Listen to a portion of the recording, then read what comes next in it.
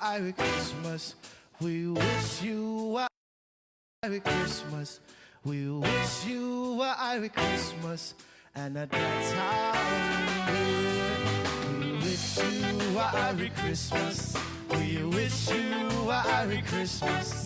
We wish you a Merry Christmas. And a dance how What's up, Guam? We're loving up today. And we're coming to you live from 94. Merry Christmas, Guam. Yeah. And a dancehall New Year. We wish you a Merry Christmas. We wish you a Merry Christmas. We wish you a Merry Christmas. Dancer. We wish you a Merry Christmas. We wish you a Merry Christmas. We wish you a Merry Christmas. And dancer, yeah. Wish you a Merry Christmas. We wish you a Merry Christmas. We wish you a Merry Christmas. And that's how we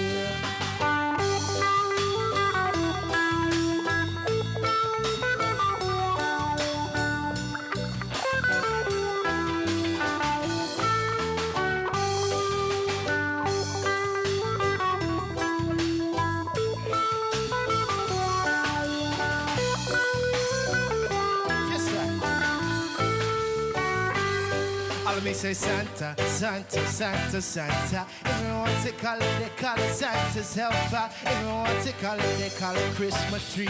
Everyone to call it, they call it malfunction. Whoa, whoa, whoa, whoa, whoa, whoa, yeah, yeah, yeah.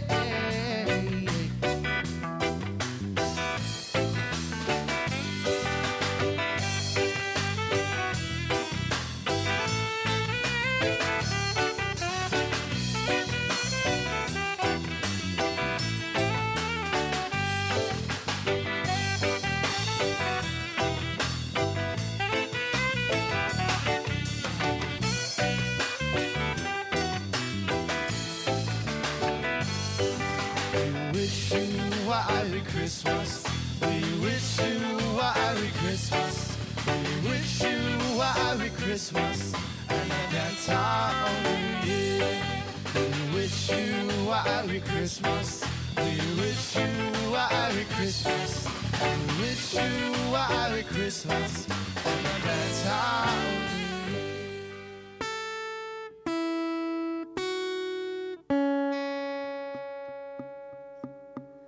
bells will be ringing.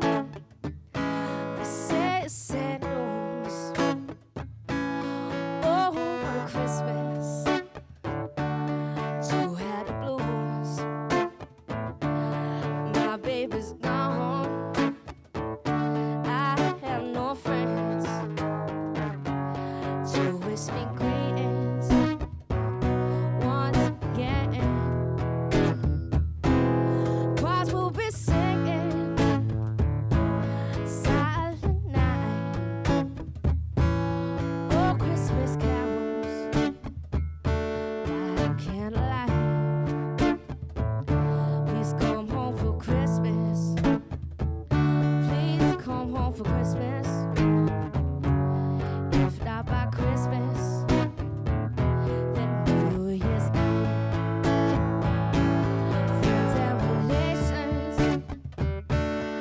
Salutations, just as slow as the stars shine above. Oh, this is Christmas, Christmas, my dear. The time of year to be with the one that you love. So won't you tell me?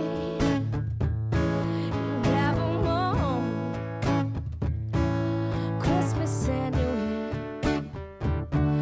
will find you home. There will be no sorrow, no grief or pain. I'll be happy that it's Christmas once again.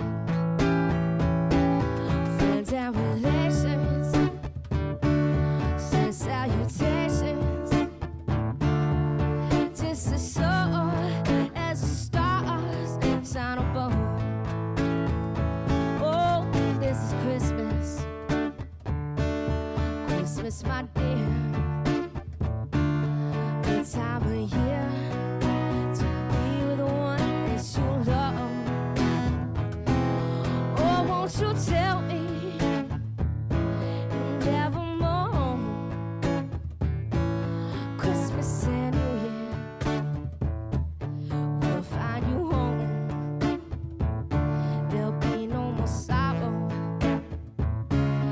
no grief or pain. I'll be happy that it's Christmas once again.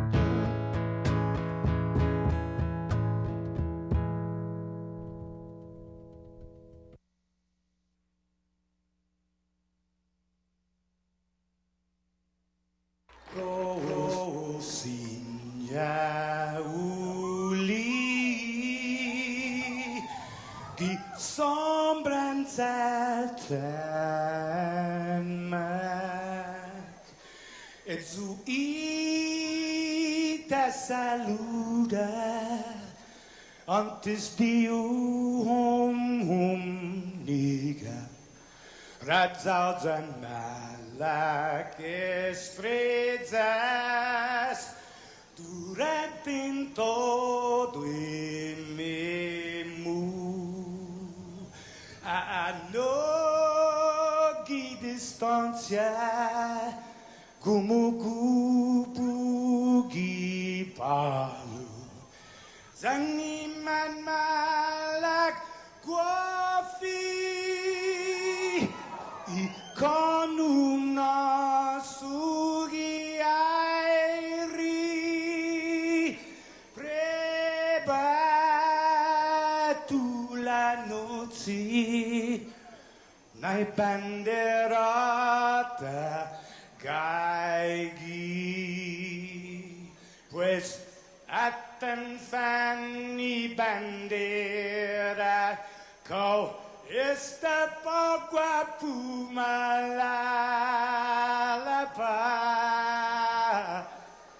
gilo tanu man libri sentami ti man ko badi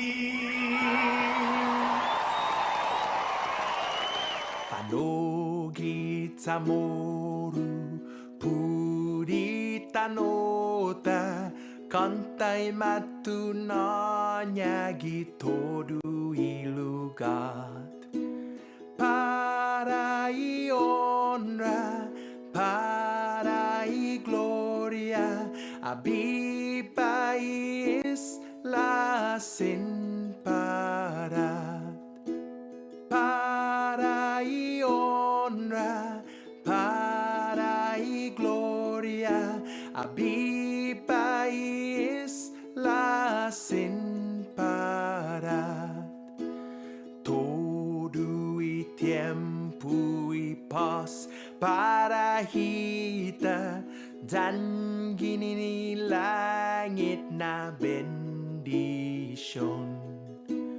concai peligro na fan sofuham Zeus protegis languahon concai peligro na fan sofuham Zeus protegis languahon Osaina oaniti inumai amines kuntan minale Osaina oaniti inumai amines kuntan minale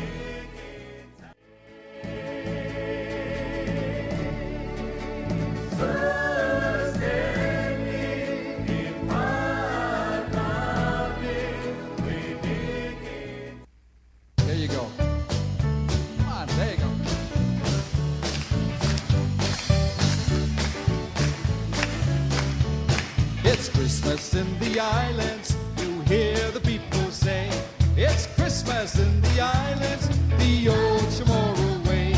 They serve Bonello's doggo in just the same old way.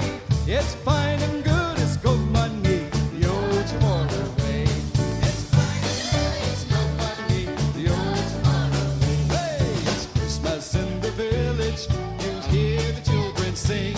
They play their Christmas programs and decorate the trees. They sit around and listen to Grandpa's Christmas stories. It's jungle bells and coconut shells. Santa's on his way. It's jungle bells and coconut shells. Santa's on his way. Here we go. Ching-a-ling-a-ling, ching-ching. Ching-a-ling-a-ling, ching-ching. Ching-a-ling-a-ling, ching-ching.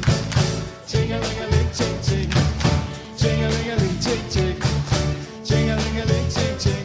Well, it's fine and good, it's gold money, the old Chamorro way. Fine and good, it's gold money, the old Chamorro. We'll do it one more time. Whoa.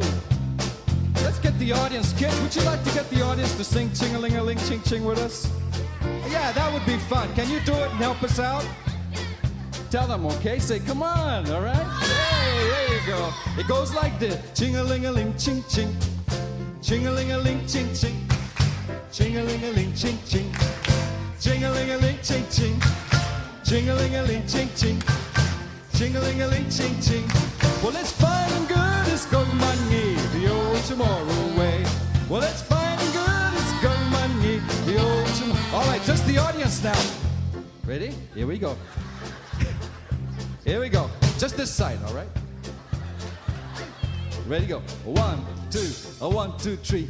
Ching-a-ling. Ching-a-ling-a-ling, ching-ching. Ching-a-ling-a-ling, ching-ching.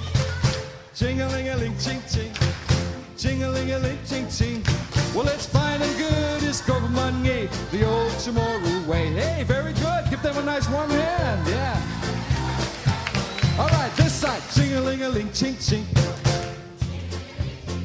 Again. Ching-a-ling-a-ling, ching-ching. Ching-a-ling-a-ling, ching. Ching-a-ling-a-ling, ching-ching. Ching-a-ling-a-ling, ching-ching. Well, it's fine and good, it's good money, the old Chamorro way. Well, it's fine and good, it's good money, the old Chamorro way. Now this side. 1, 2, 1, 2, 3. Ching-a-ling-a-ling, ching-ching. Ching-a-ling-a-ling, ching-ching. Ching-a-ling-a-ling, ching-ching. Ching-a-ling-a-ling, ching-ching. Well, it's fine and good, it's good money, the old Chamorro. Everybody now, okay? Fine and good, it's good money, the old Chamorro. Everybody now. Yeah. Ching-a-ling-a-ling, ching-ching. Come on. Ching-a-ling-a-ling, ching-ching. Ching-a-ling-a-ling, ching-ching. Ching-a-ling-a-ling, ching-ching. Ching-a-ling-a-ling, ching-ching. Ching-a-ling-a-ling, ching-ching. Well, it's fine and good, it's good money, the old Chamorro way. Well, it's fine and good, it's good money, the old Chamorro way. Hey, kids, do you know the song Jungle Bells, Coconut Shells? Okay? Okay, let's do that. Pat, do you know that song? All right, come on in, let's go. All right, now don't forget, I know you guys know that too. Okay? Way out here in Guam, there's no hope for snow. Beneath the lovely palms, a typhoon sure could blow. Santa surely knows what the tropics will allow. Instead of using 8 reindeer, he'll use a carabao. Whoa! Jungle bells, coconut shell, sticker birds all the way. Oh, what fun it is to ride in a two-horse truck today. Hey! Jungle bells, coconut shell, sticker birds all the way. Oh, what fun it is to ride in a two-horse. Yeah, well, I know it's December. It feels just like July. The Christmas spirit's in the air 'cause everyone is wearing a lei. But when the tropic sun lights up all the Christmas trees, you can bet it's in the air 'cause Christmas time is here. Yeah, jungle bells, coconut shell, sticker birds all the way.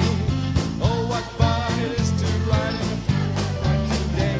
Hey, jungle bells, coconut shell, sticker birds all the way.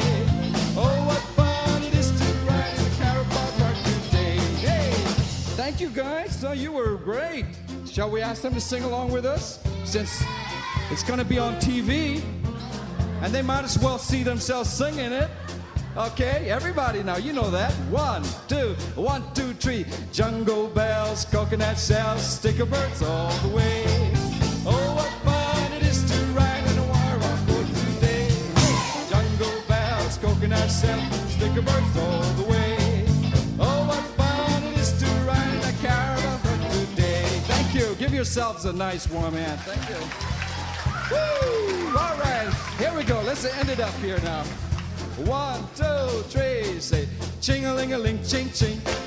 Ching-a-ling-a-ling, ching-ching. Ching-a-ling-a-ling, ching-ching. Ching-a-ling-a-ling, ching-ching. Ching-a-ling-a-ling, ching-ching. Ching-a-ling-a-ling, ching-ching. Well, it's fine and good as gold money, the old Chamorro way. Well, it's fine and good as gold money, the old Chamorro way. It's jungle bells and coconut shell, Santa's on his way.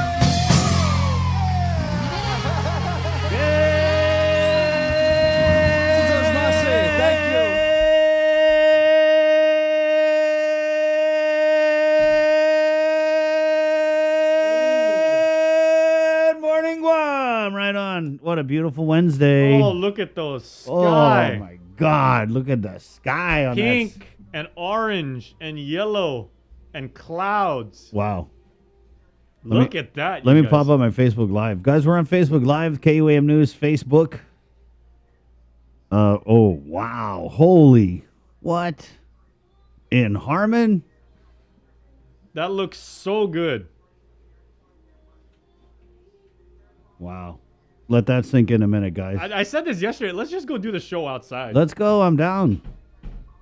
I almost wanted to do the show from the Flora Custom Fitness this morning. Nice shot, Joe. That's beautiful, dude. Wow. Great work, Joe. Okay. Awesome. Joe Sir is getting a lot of love from our Facebook commenters this morning for how festive he was. Wow, that's Flip nice. the camera around on yourself, Joe Sir. Overhead cam. Oh, there. Overhead cam, yeah. Look at that. Yep. Man, I'm sorry. Okay. Well, Joe Sir's I'm sorry, not- Jay. I wanted to decorate, but we got lost, No. Joe Sir, so this is the thing, you guys, and this is key. You got to pay attention to this. Joe Sir is not only wearing a proper Santa hat, but because his hat is dangling to the left, that means he's spoken for. He's taken. He's married. So, ladies, Is that what it is? It's if it's to the left, you're taken? Yeah. Can I share this picture of my daughter? Let me put it in the chat here. I just have to tell you guys this story about my nanny girl, Callie. Because it's Spirit Week. A lot of the public schools are celebrating a Spirit Week because the kids are on Christmas break next week. So today is Ugly Sweater Day. But my nanny girl did not want to. She was like, no, I don't have an ugly sweater. She didn't get it. You know, Jay, that it's ugly sweater. It's supposed to be kind of funny. And so she was telling me yesterday, she was like, no, I'm going to wear a nice sweater. I'm not going to wear an ugly sweater because I don't have an ugly sweater. So there she is in her nice sweater for Nice Sweater Day, Spirit Week at DLP. Yeah, so, good job to all the kids dressing up there, for Spirit Week. Obviously, my little girl's very into it, and that's even an understatement. But Merry Christmas, guys. It's Wednesday. She's got such a lovely smile. She too. does. 9 shopping days, Jay? 9 shopping days until the 25th. Okay. So how are you doing on your shopping for me? It's all right? Doing pretty good? It's You're a hard man to shop for, It's Jay. considered a faux pas to say anything, right? I'm sorry. Yeah. You're a hard man to shop. But let's say there was a lovely lady or a guy listening who maybe has their heart or other organs of their body set on Jason Solis. What do you get for a guy like Jason Solis? What are you into, man? Books. Books? What kind of books? Like romance? Tech books, business literature, sports writing, and everything like that. What else? I don't do fiction. Sorry. But do you do like snacks or you know what I mean? Because people give like fruitcakes. I don't snack. You don't snack. I just eat during meals and that's it. I am the most boring person in You're the not world. even, This dude. is You are, no big I'm secret. telling you, you have some. There's some people out here really crushing you, man. Just letting you know. But you're into books, so I got you something. Oh, thank you. Yes. We actually should give some of these. We got that away. from last year. We have from Paula Canetti, Guam Mama Cooks, right? Yeah, okay. Now, Maggie Monroe Anderson, who I've already seen the comments. So, good morning, Maggie. Hi, Maggie. Maggie, perfect time to go outside and take some pictures, of course, of this. I don't think Maggie ever gave us a review of Concord. I mean, you may have to, like, oh my, I've come down with the vapors. My stars and garters. Ooh. I do believe. Stars and garters. Yeah. Yep. And that's actually weird because Maggie. I'm sorry, guys. Maggie doesn't even have a southern accent. I feel like we should be Christmasing hard right now. Like, I don't even have any Christmas on. There's no Joe, sir. You're representing Christmas first this morning. He's got his Santa hat. But Maggie, how was that book? How was the Chamorro erotic novel that Paula Caneni wrote? The Chodrotica. Yeah. Maybe the fact that Maggie never actually told us how good it was implies how good it actually is. Yeah, it's probably hidden under her mattress. Yeah. Okay, there is something to talk about, though, because people blowing up there's something to talk about. Yeah, people blowing up the comments right off the bat. Auntie Agnes, Agnes Tudela Cabrera says, Oh, man. please give a big shout out to my two daughters, Deborah and Eleanor Tudela Cabrera. Same birthday, 4 years apart. Wow. Good aim. Good aim, Auntie Agnes. That's crazy. And I also know that Auntie Agnes, I believe she's got all of her daughters went to Washington State. And then her son, of course, Dr. Felix Cabrera, went to Washington. And I was like, ooh, how was that like around a certain Around Saturday? Thanksgiving. Certain Saturday in November when the Huskies and the Wildcats play the Apple Cup, and he was like, yeah, that was pretty tense. Wow. Washington versus Wazoo is no joke. There's some history behind those programs. Good morning, Auntie Agnes. She comments in, good morning, my Link KUAM friends. Please give a big birthday shout out to my two daughters. Yep, Deborah and Eleanor Tudela Cabrera. Same birth date, 4 years apart. I want to say good morning also to Sabrina Salas Mantanani. She's got her 3-day itch right now. You guys know what that is when you're out of work for 3 days and you're just like, I got to know what the hell's going on in there. How's it going over there, guys? Not me. When I unplug, I unplug. Yeah. Then again, do you like leave the chats? Is that how much you unplug? Yeah. I remember one time I went on leave and I left the chat and I was like, oh my God. And I was like, oh, okay, let me come. Let me back in. That's the way to do it. Yeah. 6:31, but yeah, Bree's listening this morning, and we have a special treat because this is the hardest working woman in media. Technically, she's got a special treat. She has a special treat, but we have a special treat that's from her giving us. It's a cake recipe, guys, for season's eatings. It is lemon cake. Yeah, it's lemon cake. Pound cake. Bree's got a thing for like lemon. She's made those lemon cupcakes before. And anybody can make like lemon cake, and of course Bree's gonna go extra because she's Bree. Yeah, and you guys really want to watch this. And the recipe, she's got like all the ingredients. You guys can make it at home yourself. Make it alongside with her. It's really easy to do, and it looks magnificent. Yep, my blood sugar went up just looking at the video.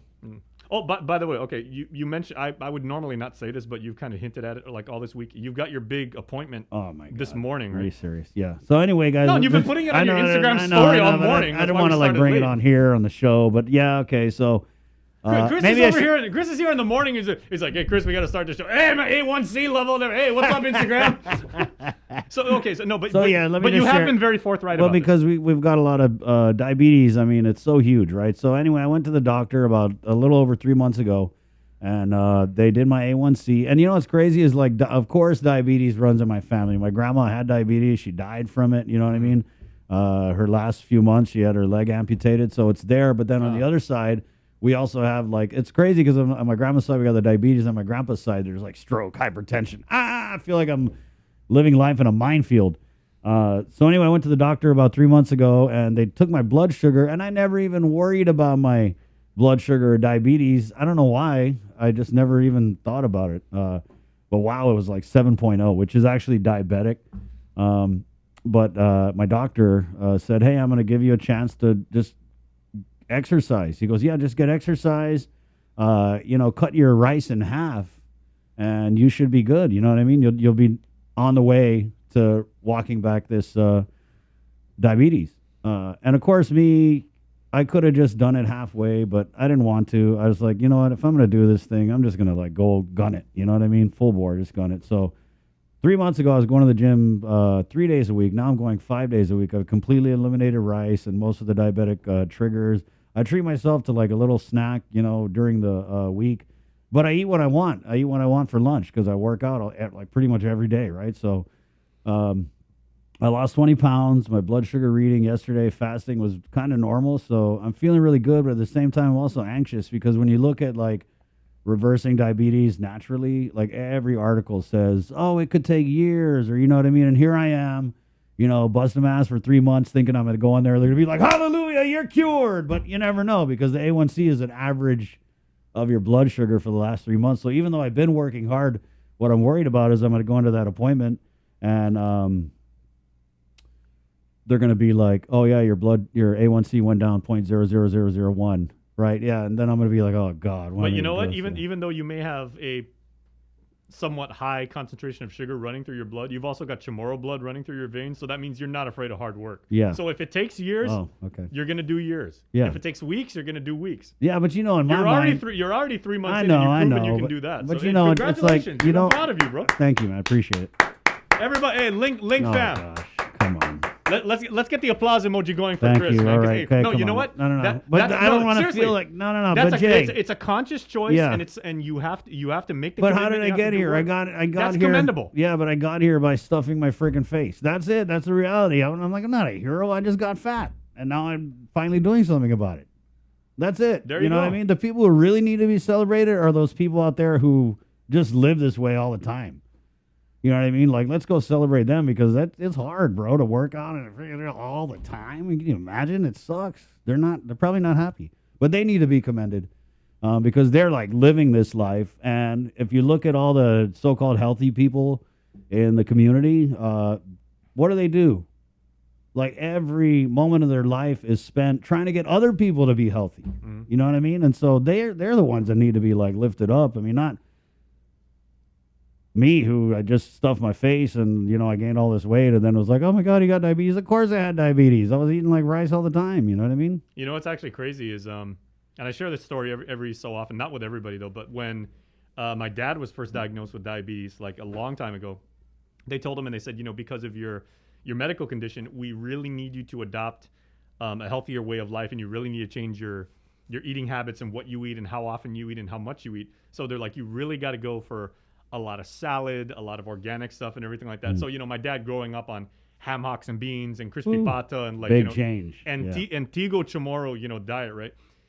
He really had a hard time coming to grips with that. And he was a little bit depressed for like a while. And then when his diabetes got worse several years later and he actually had renal failure, they said, okay, because now your system is very compromised, we actually need you need more protein than the average person, so you have to eat steak every day and chicken. He was like, oh, really? so we were he was eating, you know, prime ribs some days and chicken and stuff like that. So I mean, pork. And that's the thing. I mean, you look at a case like your dad, like my grandma, you know what I mean? When I got that reading, I got kids, I got a family, I got this job. I can't be going to dialysis every day. What the hell am I gonna do? Come in the link and be, hey, good morning. Okay, I got to go run to dialysis. You know, I just I can't do that. Well, you know what? And that's what's motivating you. Yeah, exactly. The first words out of your mouth was, I got kids. Yeah. And so you got your priorities straight and you've got the right motivation and you've got the right work ethic. None of this was in jeopardy as far as I'm concerned. I've known you long enough to say that I would be able to call you on your BS if there was any. But man, I'm proud of you, bro. Oh, come on, Jay. No, you've You're done it so far. And, you and make like, it easy. And like I said, if it takes years, you're gonna do the years and everything. Yeah. And that's what kind of all of us here and Bree at home, we're all gonna be behind you. That's the realization I came to, is that I was in the beginning, I was thinking, 7.0, well, let me just bust my ass, and then when I get down to like 4.9, it's like party time, you know, I'll be good. But I think now it's just got to be this way, like, because I mean, how old are you, Jay? 47. Yeah, I'm gonna be 50 in a couple ye's, bro, and like I don't want to keep going back, and that's the thing about me. You is got like, a colonoscopy to look forward to, right? Yeah, I've run a half marathon. I've done the 10Ks. So you guys know, every few years you see it. It's like, oh, Chris is going to get healthy. And then it's like 6 months later, dude, what happened? Right? I mean, that's what it is. It's like, and it's funny because, you know, we play a lot of our content. You know, we'll do it play it for a few months. So there was a time where it was like when Bree and I were going to custom and we were training for these marathons, those videos were playing and it was like 6 months ago, and then people running me like, dude, what happened? I thought you were working out. And you know me, everyone feels like they know me, so they feel like they have the right, and you totally can. And it's just our Chamorro custom to say, hey, what happened? You gained a lot of weight. Like, I get that all the time. I used to get it all the time. And how does that make you feel? It makes me feel like crap. It does, but I understand it's our There's culture. there's another thing about our heritage. The Chamorro guilt trip will set you straight. Yeah, exactly. Yeah. And so, I mean, I'm not a crybaby, and I get it because I did. I mean, that's part of our humor, and I can't be the guy who calls out everything and then cries when it gets called out on me. But I am actually like that. So, yeah. But I mean, you know what I mean? People feel like they can tell me that thing because they grew up. You know, I've got people who were young, they listen, and so they feel like they are part of my life. And so thanks, guys, for calling me fat because it did kind of motivate me. You know what I mean? Anyway, So, that's so enough. you don't see it as fat shaming and everything like that. You actually appreciate people for calling you out. Yeah, that's just our culture. There you go. Bro, but it's funny because you're just never happy, right? And in our Chamorro culture, it's like if you gain weight, they're like, hey, Lana, what happened? Good living, huh? But if you lose weight, it's like, oh, Lana, he's on drugs, or oh, is he sick? You know what I Yeah. mean? So you just can't win. Can't win. Hey guys, hey, link up, man. Yeah, you guys be healthy and make those changes on your end because I mean, if you guys have kids, you guys have a family, it's so easy to just slip, especially in this pandemic. The last couple of years, right? A lot of us have been staying home, eating, and just yeah. Bree just texted me, "You're a little sensitive." It's true, I am. Yeah, but just make those little changes, you know, and just make it a little thing. You know, start with a beach walk. A beach walk is great. We got a beautiful beach. What a beautiful beaches. You know, so I mean, the opportunity for you guys to kind of make those changes, it's always there, guys. You just got to quit talking about it and do it. It's 6:40 Pacific points. Yeah. Lots of very, very appreciative comments, and it's not just people kissing your ass, right? In the comments, people are sharing their own experiences. Oh yeah, let's go read these. Okay, Glenn Lujan, you know, of course, a very good friend of ours. Great job, Glenn, by sitting in the other day and hosting. My mom was diagnosed with diabetes, he writes. She was able to reverse it, making better food choices. Nice. That very, very true. Debbie Davis, so Mama Bear, again, you know, like prayers for everybody in the state of Kentucky. She says her sugar level has risen since the death of her father. Of course, that was several months ago. Had to get myself back on track with my diet. Good job. Totally understand how you feel, Chris. Andrew Terlai comments, Mike Grace Blas, exhaust the body, proceed the mind, cultivate the spirit, fuck guy. Andrew Terlahi, I feel you, Chris. My mom's side has diabetes and my dad's side has cancer. Knock on wood, it's been 14 years since my chemo, radiation, and surgery. Hey, we got let's do those birthdays and then we'll get into the news, bro. Yes. By the way, thanks for joining us on the link. Mama Bear also commented in, she misses Sabrina Salas Matanani and enjoy your time off. Yes, Bree, enjoy your time off. So we have a birthday here. There's But you guys are going to really, really like what she's been spending her time off doing, because when we play that video, mind's blown. Yep, lemon cake on the way. I was setting that up earlier, and I was like, oh, this looks so good. Okay, Jay, there's Shannon Monique Tideway Westfall and Jesne Alig Sinegeru. And then you do the Tudelas because it's a lot to remember. Sure. Okay, right? Happy Okay, birthday. here. 3, 2, 1, ready, sir. Oh, wait, we need a tuning fork in here. It's like, ding. Yeah, well, I was going to say, now we sound like this morning. Okay, right? Amen. Can we get some Anya to play, like, while we sing birthdays? Bree, you want to jump into Zoom and come regulate your boy over here? Yeah. Okay, you ready? All right, here we go. Happy birthday to you. Happy birthday to you.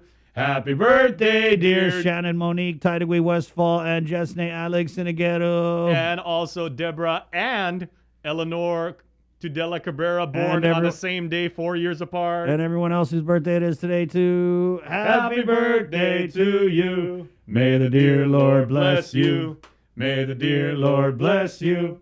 May the dear Lord bless. Shannon Monique Tideway Westfall and beautiful Jesne Alex Sinigero. And Auntie Agnes Cabrera Tudela's beautiful two daughters, Deborah and Eleanor, born on the same day, 4 years apart, and both went to Washington State, and their brother went to Washington, so that's a really tense Apple Cup when they watch college football. And everyone else whose birthday it is today, too. Happy birthday to you. Round of applause. Right on. Yay.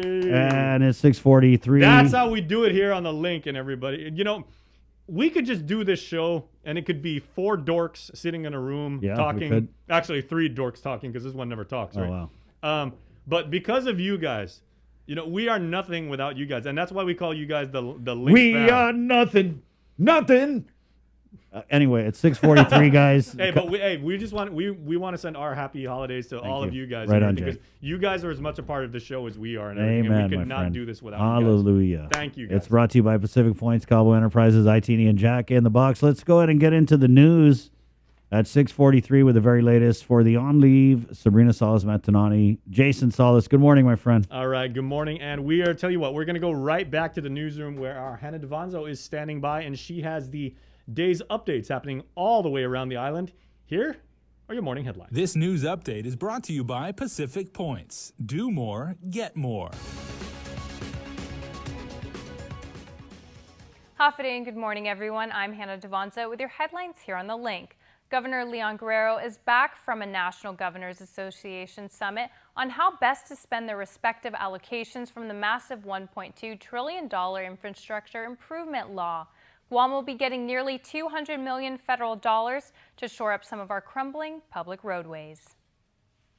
Speaking to reporters after a recent public appearance, the governor was asked about her time at the NGA summit, where she was briefed on spending plans and also appeared on a panel discussion with several state governors. The final guidelines for the use of the infrastructure money is not out yet. We don't have the monies yet, but they wanted to know from the governors our plans to push the money out. The biggest portion, $93 million, will go toward various transportation improvement projects. We're going to push a lot of money out for road safety, surfacing and resurfacing roads, reconstructing roads to make it much more safe for our drivers. Some other specific allocations include $25 million to expand broadband access and $11 million to modernize the Guam Regional Transit Authority's aged and largely inadequate system. In all, Guam will get $193 million in infrastructure funding, just a fraction of the unprecedented billions in federal assistance already received, gifts from Uncle Sam that just keep on giving. We're pretty excited with this infusion of funds to, again, give back to our people in the way of safe roads, in the way of more broadband access, and of course in the way of providing utilities in those areas that are underserved and do not have the structure. For Guam's News Network, I'm Nestor Lecanto. A CNMI House committee finds Governor Ralph Torres in contempt after failing to appear before them as they investigate his expenditures. And Torres, refusing to appear, says they're on a witch hunt. Regional correspondent Tomas Manglutnia with the latest.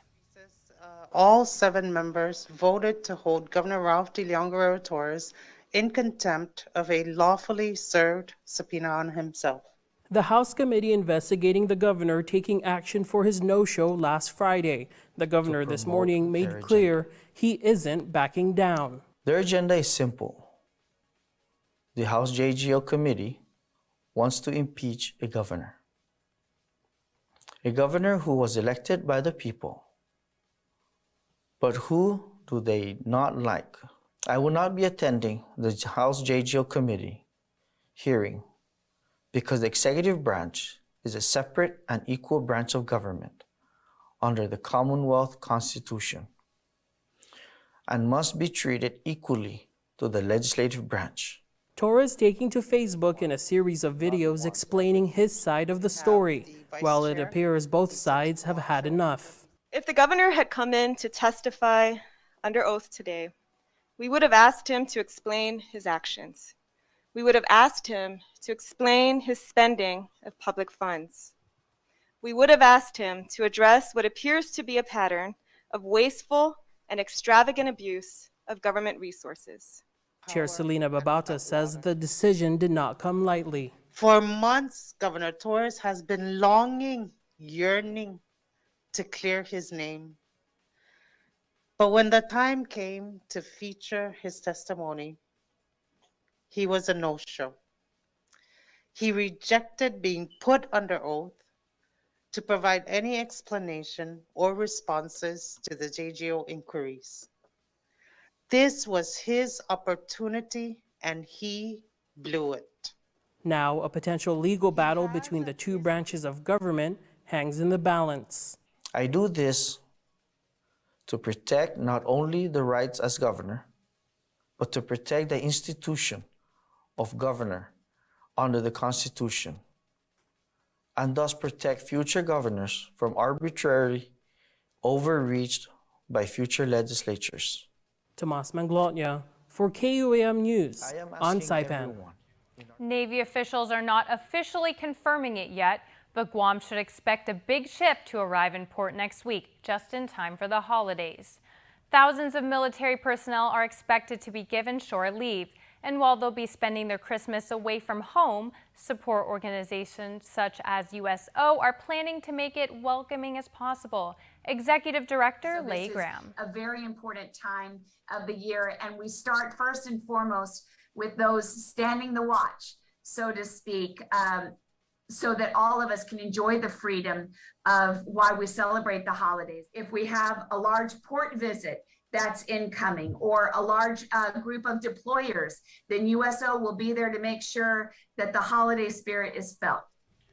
She says all of the USO centers will be open and a variety of services will be available, from free long-distance calls to high-speed internet service to food and drink and more. She also says the community can also do its part in sharing the holiday spirit with visiting service members. To give in the world, and that is the holiday spirit.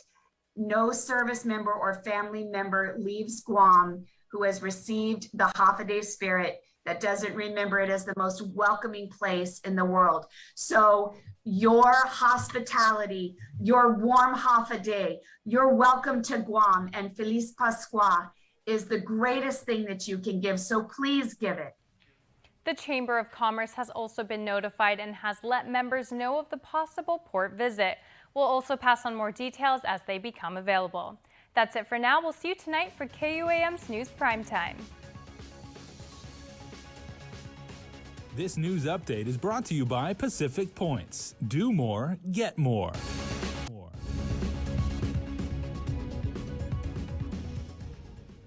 All right, Anna, thanks so much. Great job. And just to follow up on Tomas's story, Tomas also supplementary filed a report last night after the news in which the CNMI's Office of the Governor has sued the House Standing Committee on Judiciary and Government Operations in the NMI Superior Court yesterday after, of course, they held him in contempt. Tomas is going to be on later on in the show. He's going to break that all down for you.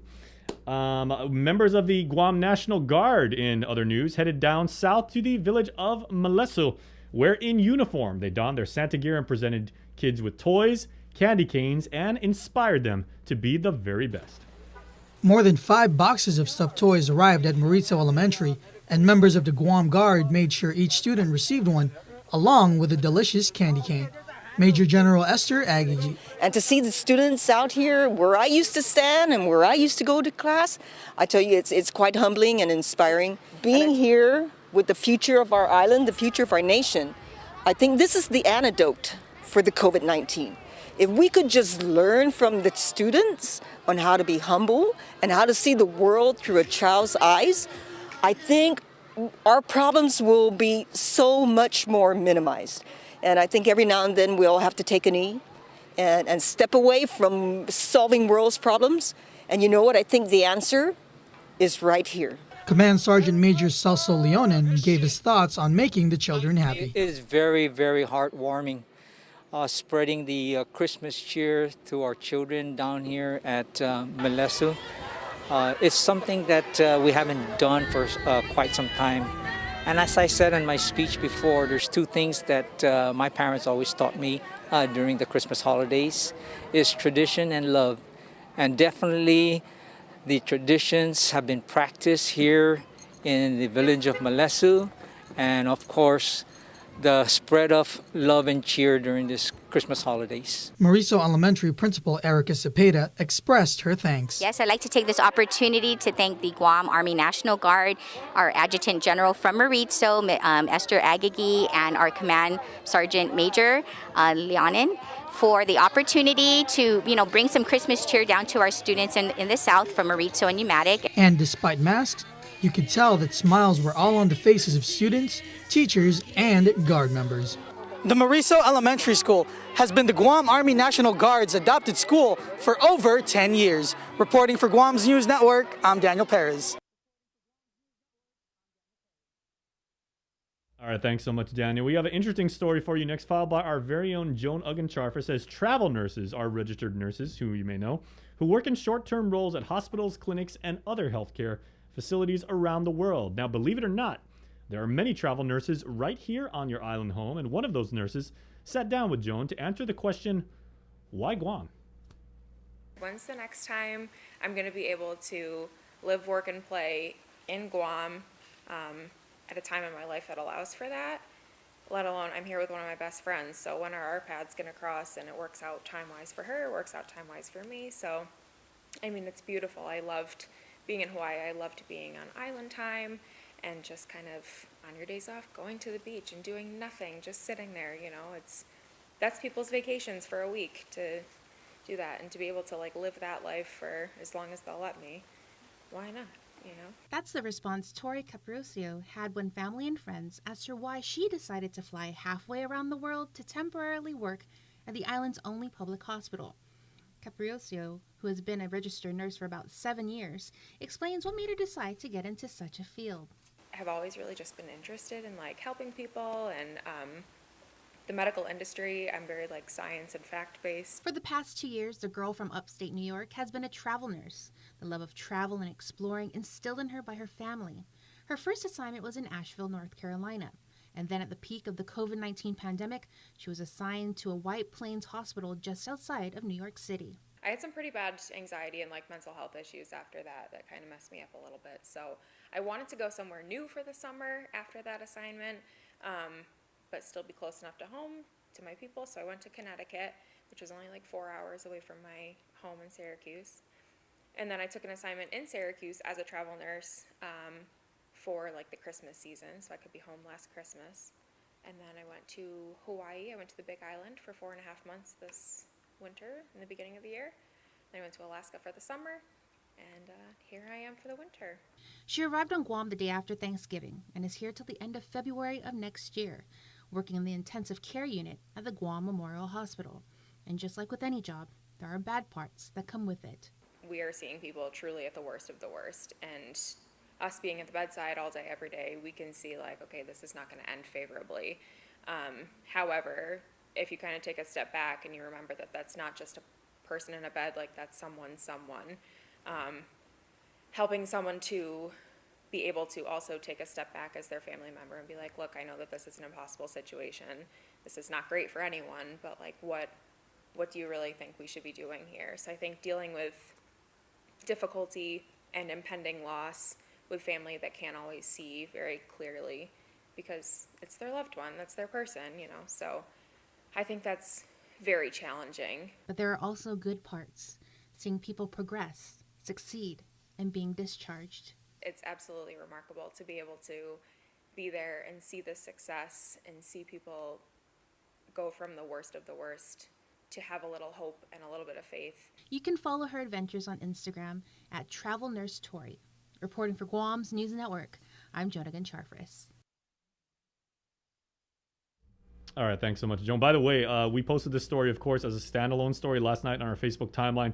Overwhelmingly positive response from you, the community. So thank you guys, and we want to say thank you to all of the travel nurses and all the healthcare frontliners, for that matter, making their way to Guam and help keeping our community safe. Thank you. We appreciate it. Let's go back to Hannah Devanzo now as she files our next story, as dozens of Guam emergency responders, speaking of people in the healthcare profession, are nearing completion of an intense course in being a paramedic. Hannah takes you through what it took to get them to this point. As ordered by Governor Lou Leon Guerrero, all Guam schools are required to test 10% of the student population bi-weekly as an added layer of protection against the deadly COVID-19 virus. Public Health Public Information Officer Janella Carrera said in a KUM News interview that DPHSS is still going over all submitted COVID screening tests. The paramedic program starting in May of 2020 with initially 36 Guam Fire Department firefighters. Now 24 students remain, having almost completed the 47-week paramedic training program, the first ever on Guam. The course provides them with real-life scenarios to prepare them for the field. Chief Operator for the School of EMS, T.C. Howard. Today they're working through their pediatric emergency care. We utilize something called EPC, which stands for Emergency Pediatric Care. Today they're going through their drugs and and learning how to utilize those drugs and the skills that will be utilized to help save pediatric patients. Having a paramedics program on the island could advance its medical services, with students learning life-saving skills such as intubation, advanced airway management, and administering an IV. Paramedics are not utilized on the current EMS units, so this is taking patient care to the next level, providing something to the community that they haven't had, and doing so at a much higher level. Currently, Guam law requires emergency medical technicians to be registered through the National Registry of Emergency Medical Technicians. At this time, NRMT is not recognizing their certification from this program. And now here is Kin Conception with your day's headlines in Chamorro. Here's Chamorro. Buenos updates to get soon to be finod sa Chamorro ni KUAM News. Presenta ni Familian Mito gi First Hawaiian Bank. Magkonfirma ni Joint Information Center gi Lunes po 2 Mars na finaitan ni COVID-19. Imina 268 na finaitan COVID sa masaseri gi Guam Regional Medical City gi 17 gi Disyembre. Unsan 3 anos na Palawan ti mabakuna sa gwasta sa kondisyon niya salud niya. Matest na positibo para itanod COVID gi 17 gi Nobyembre. Imina 269 na finaitan sa gi 9 gi Disyembre gi Guam Memorial Hospital. 44 anos na Palawan sa gwasta sa tinot niya Lokwi. Matest positibo para COVID gi 4 gi Disyembre. Mas artikulo, después na ma-anunsya ni Departamento ng Edukasyon na tinahong niya budget 45 milyon pesos si Senadora Tilina Nelson humiluli Komite ng Edukasyon sa parawan nagwahapago na dia at the oversight hearing into i-Zoom na manera. Anok sa Nelson giprograma ni KUAM The Link gimapos na Webes dasangan na keke-komprendi malagmaban siya sa lapid ang tamano magagasta. Ilang na 2 meses at tabiya distita tutuhon inuebo na fiscal year. Nuriniport ni KUAM News Guam Education Board sa Manay Superintendent ni GDOE John Fernandez inaturisa para uspia i-solution por tinahong sa lapi para physical na sakan 2021 hasta 2022. Mas kasi oversight hearing para pago na ogang gilas 10:30 para ma-livestream giplego ni YouTube legislaturang Guahan. YouTube mo na sunto para pago na Merkulis gifinot sa Morgan ni KUAM News Guam Women's Chamber of Commerce sa mailihin nuevo siya na membro. I-release din siya mapasilista nuevo siya na membro na si Maria Leon Guerrero, Executive Vice President para Bank of Guam, si Claire Delgado, Principal Broker, si Michelle Bordalio, gin ni Bordalio Consulting Engineers, dan si Jay James, gin ni Pacific Daily News, si Tiffany Angoco, gin ni Duty Free Shoppers, sa alternate na member ni board. Nuevo siya na membro sa Mandanya Semprita na Dimangay Yesta siya Guihi, ni Presidente Laura Nelson Cepeda, Ilana Leon Guerrero, Liv Marati, Angel Camacho, Tasi Pericourt, dan si Jessica Leon Guerrero, si Jerry Leon Guerrero, dan si Lina Leon Guerrero sa SZB Kapasidad ex officio na member ni board. Para mas informasyon, haling gi website niya guamwomenschamber.com. Para Guam News Network, Guam Sikin Conception. Yasuto ifinut sa Moro sa presenta sa ninafatto ni Familian Mizo gi First Hawaiian Bank. Say hello to the First Hawaiian Bank mobile app. Got a question about your finances? You've come to the right place. Bring all your accounts together, even those that aren't with us, and see the big picture, right down to the smallest detail. Unlock powerful tools like Insights and Money Map that help you save time and take control of your finances. When you connect accounts with the First Hawaiian Bank mobile app, it all starts with yes. Do you feel like you're missing out on something? Make life more rewarding with Pacific Points. Earn and redeem points for bill rebates and free load at IT&E, discounts on fuel at Shell, vouchers at Foodies, and United Mileage Plus miles. You can even pay with Pacific Points at IT&E, Shell, and Foodies. Pacific Points. Do more, get more. Mariana's Irrigation and Landscape Superstore. Stop on by and visit our showroom today. We offer everyday low prices on all major outdoor power equipment like bush cutter, chainsaw, power washer, generators, and more. Need service, repair, maintenance? Well, check out Guam's best superstore only at Mariana's Irrigation and Landscape, located in Barragata along Army Drive between Submarina and Besta Market. Call 735-7446 for more information. Now shipping to surrounding islands. Mariana's Irrigation and Landscape Superstore. Get the job done the right way by getting the right stuff at East West Rental Center. With years of experience helping builders, we definitely got what you need. Call 646-1463 or visit us in Upper Tumon. Open Monday to Saturday from 7 a.m. to 5 p.m. and on Sundays from 8 a.m. to 5 p.m.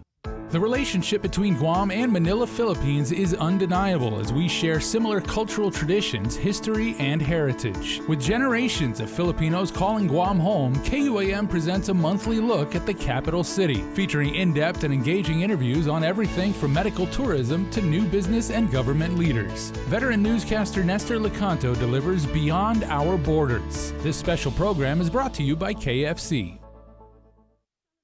GU Self-Storage, conveniently located near the Harmon McDonald's. We offer affordable rates, online payments, and auto bill pay for your convenience. Plus gate access daily from 6 a.m. to 9 p.m. Call us today at 648-7867 for more information.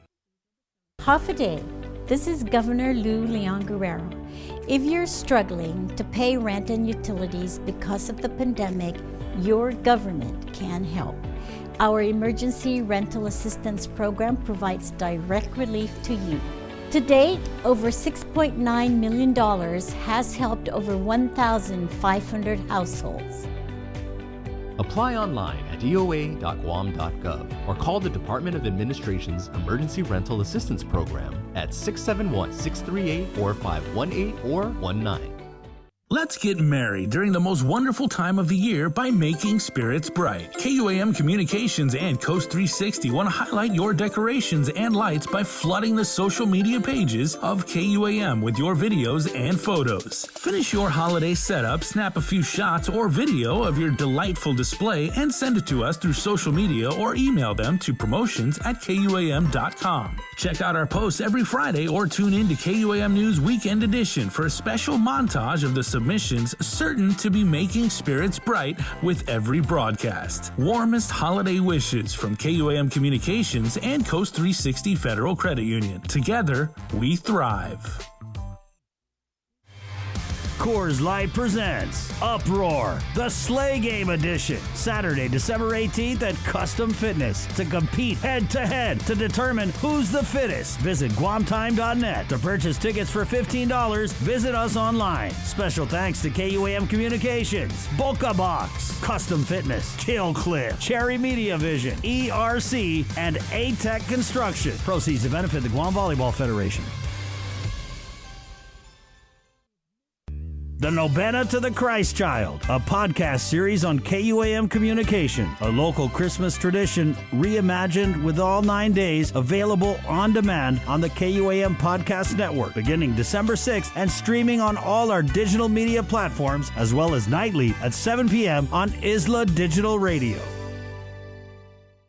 The holidays are here, and you know what that means. Time to gather with family and friends, dress up our homes, and explore the Christmas season in paradise. Why not share these moments for a chance to win $100 in cash? Log on to visitguam.com/Instaguam today to participate in the Guam Visitors Bureau's #Instaguam photo and video contest. A winner will be chosen every week, so share your best holiday moments now and win. Brought to you by GVB, making Guam a better place to live, work, and visit. Well, I didn't get screened because I was just afraid of it. I procrastinated. I didn't have any symptoms. I didn't have insurance. I didn't want to know. There were several services that was available to me. I got a mammogram. Colonoscopy. I know in my heart that early detection saved my life. And I just tell people all the time, please go get screened. Attention basketball fans, the wait is over. Clutch Guam presents the second annual McDonald's High School Basketball Classic, going down December 20th to January 8th at the Father Duenas Jungle. Make sure you come through to watch some high school boys and girls varsity division action. You do not want to miss out. Special thanks going out to KUAM Sports. We'll see you there. Basically, my life was a revolving door of just getting drugs, using drugs. My name is Anne-Marie Sablan. I'm 26 years old and I'm a student at Guam Community College, about to graduate with my associate's degree in human services. Got my high school diploma with GCC's Adult High program. The staff there is very helpful, they're very friendly, and it became like a family dynamic. It's possible for anybody, especially people like me who struggle with addiction. Learn about people and organizations making a difference in our community on the greater good every Wednesday during The Link. Building awareness, promoting events, generating change. Find inspiration to seek out the greater good every Wednesday. Listen, watch, stream. Miss The Link, miss a lot. Presented by Jay Goodman, a happiness company, and Guam Windward Memorial. Celebrate life. Uno Mixed. We're mixing it up on the last Thursday of every month with a look at lifestyle, entertainment, food, and so much more on the stations, networks, and digital platforms of KUAM Communications. Uno Mixed is presented to you by Docomo Pacific, Better Together, and Pepsi. That's what I like.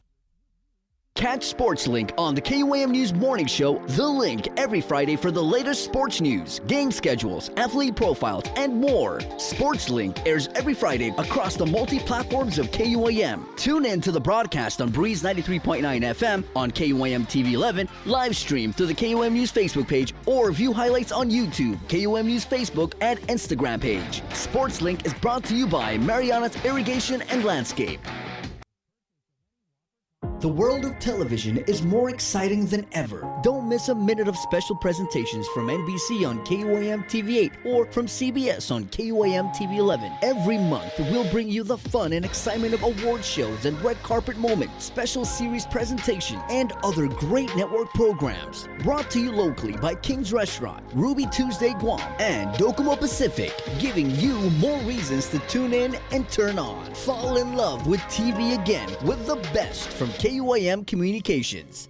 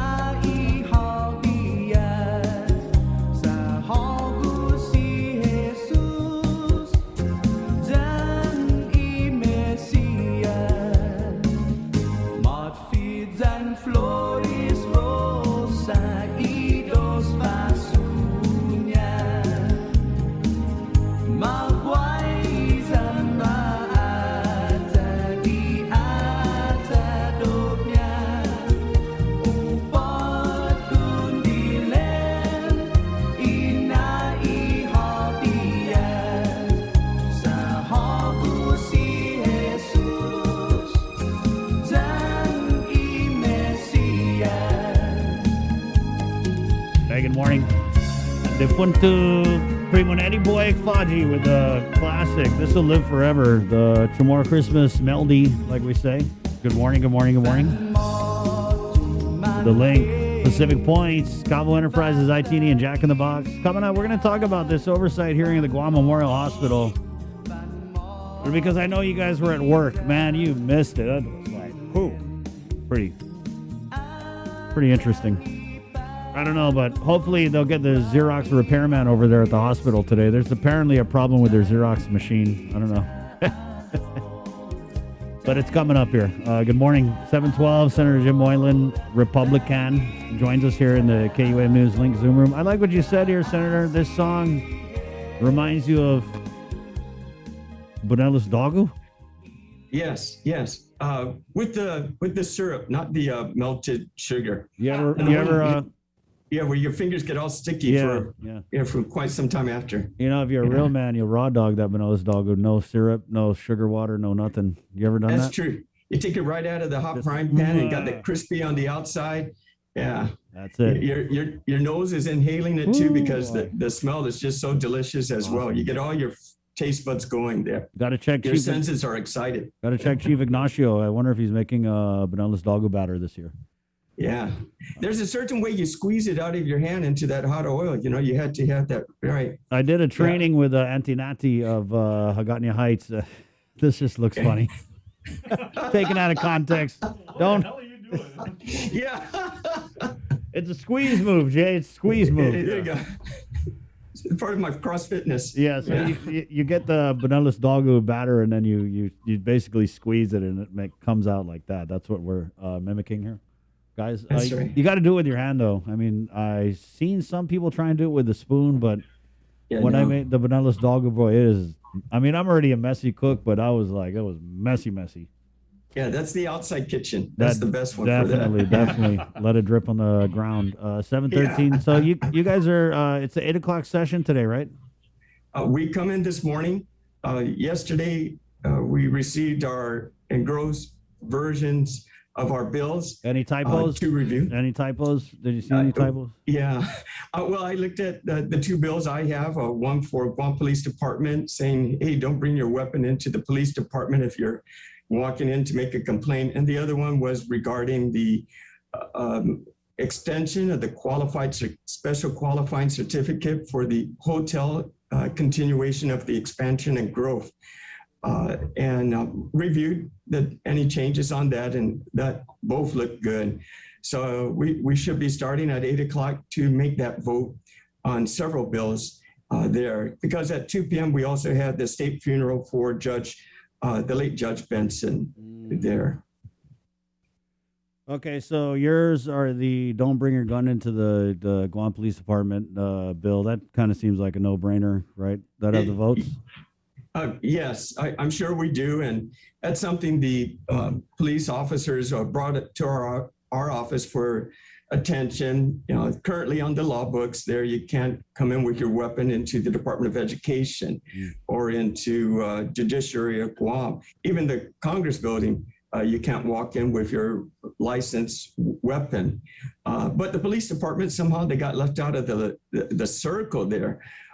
So there was a situation, I guess a while back, where somebody did come in with a complaint, and the officers noticed the person was carrying a weapon.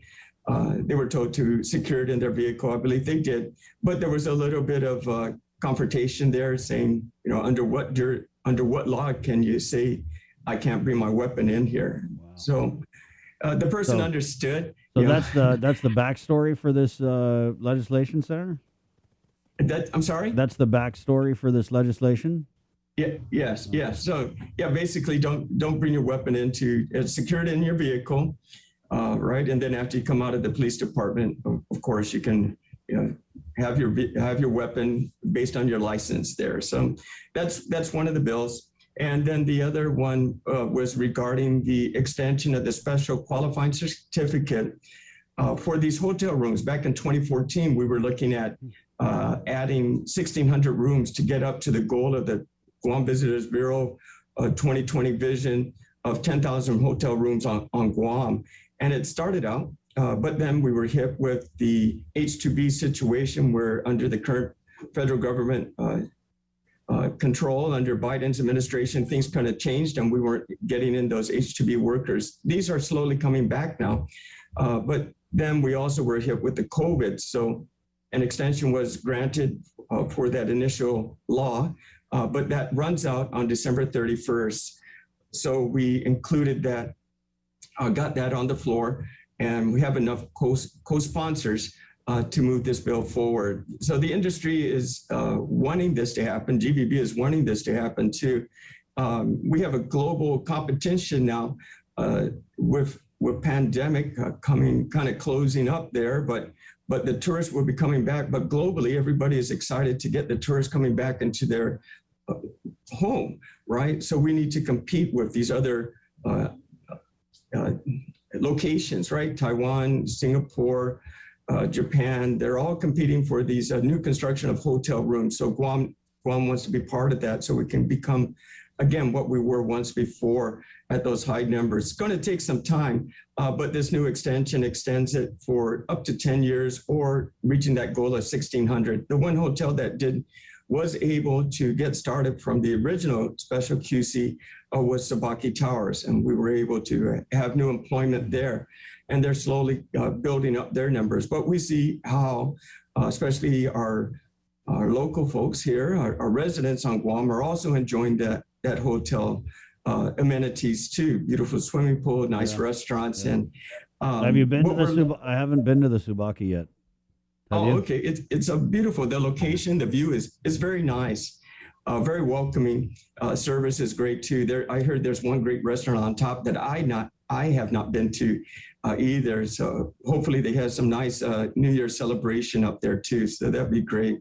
One thing that did break off from the new hotels is during the public hearing for this bill was the renovations of existing hotel rooms to qualify them for a special hotel renovation QC.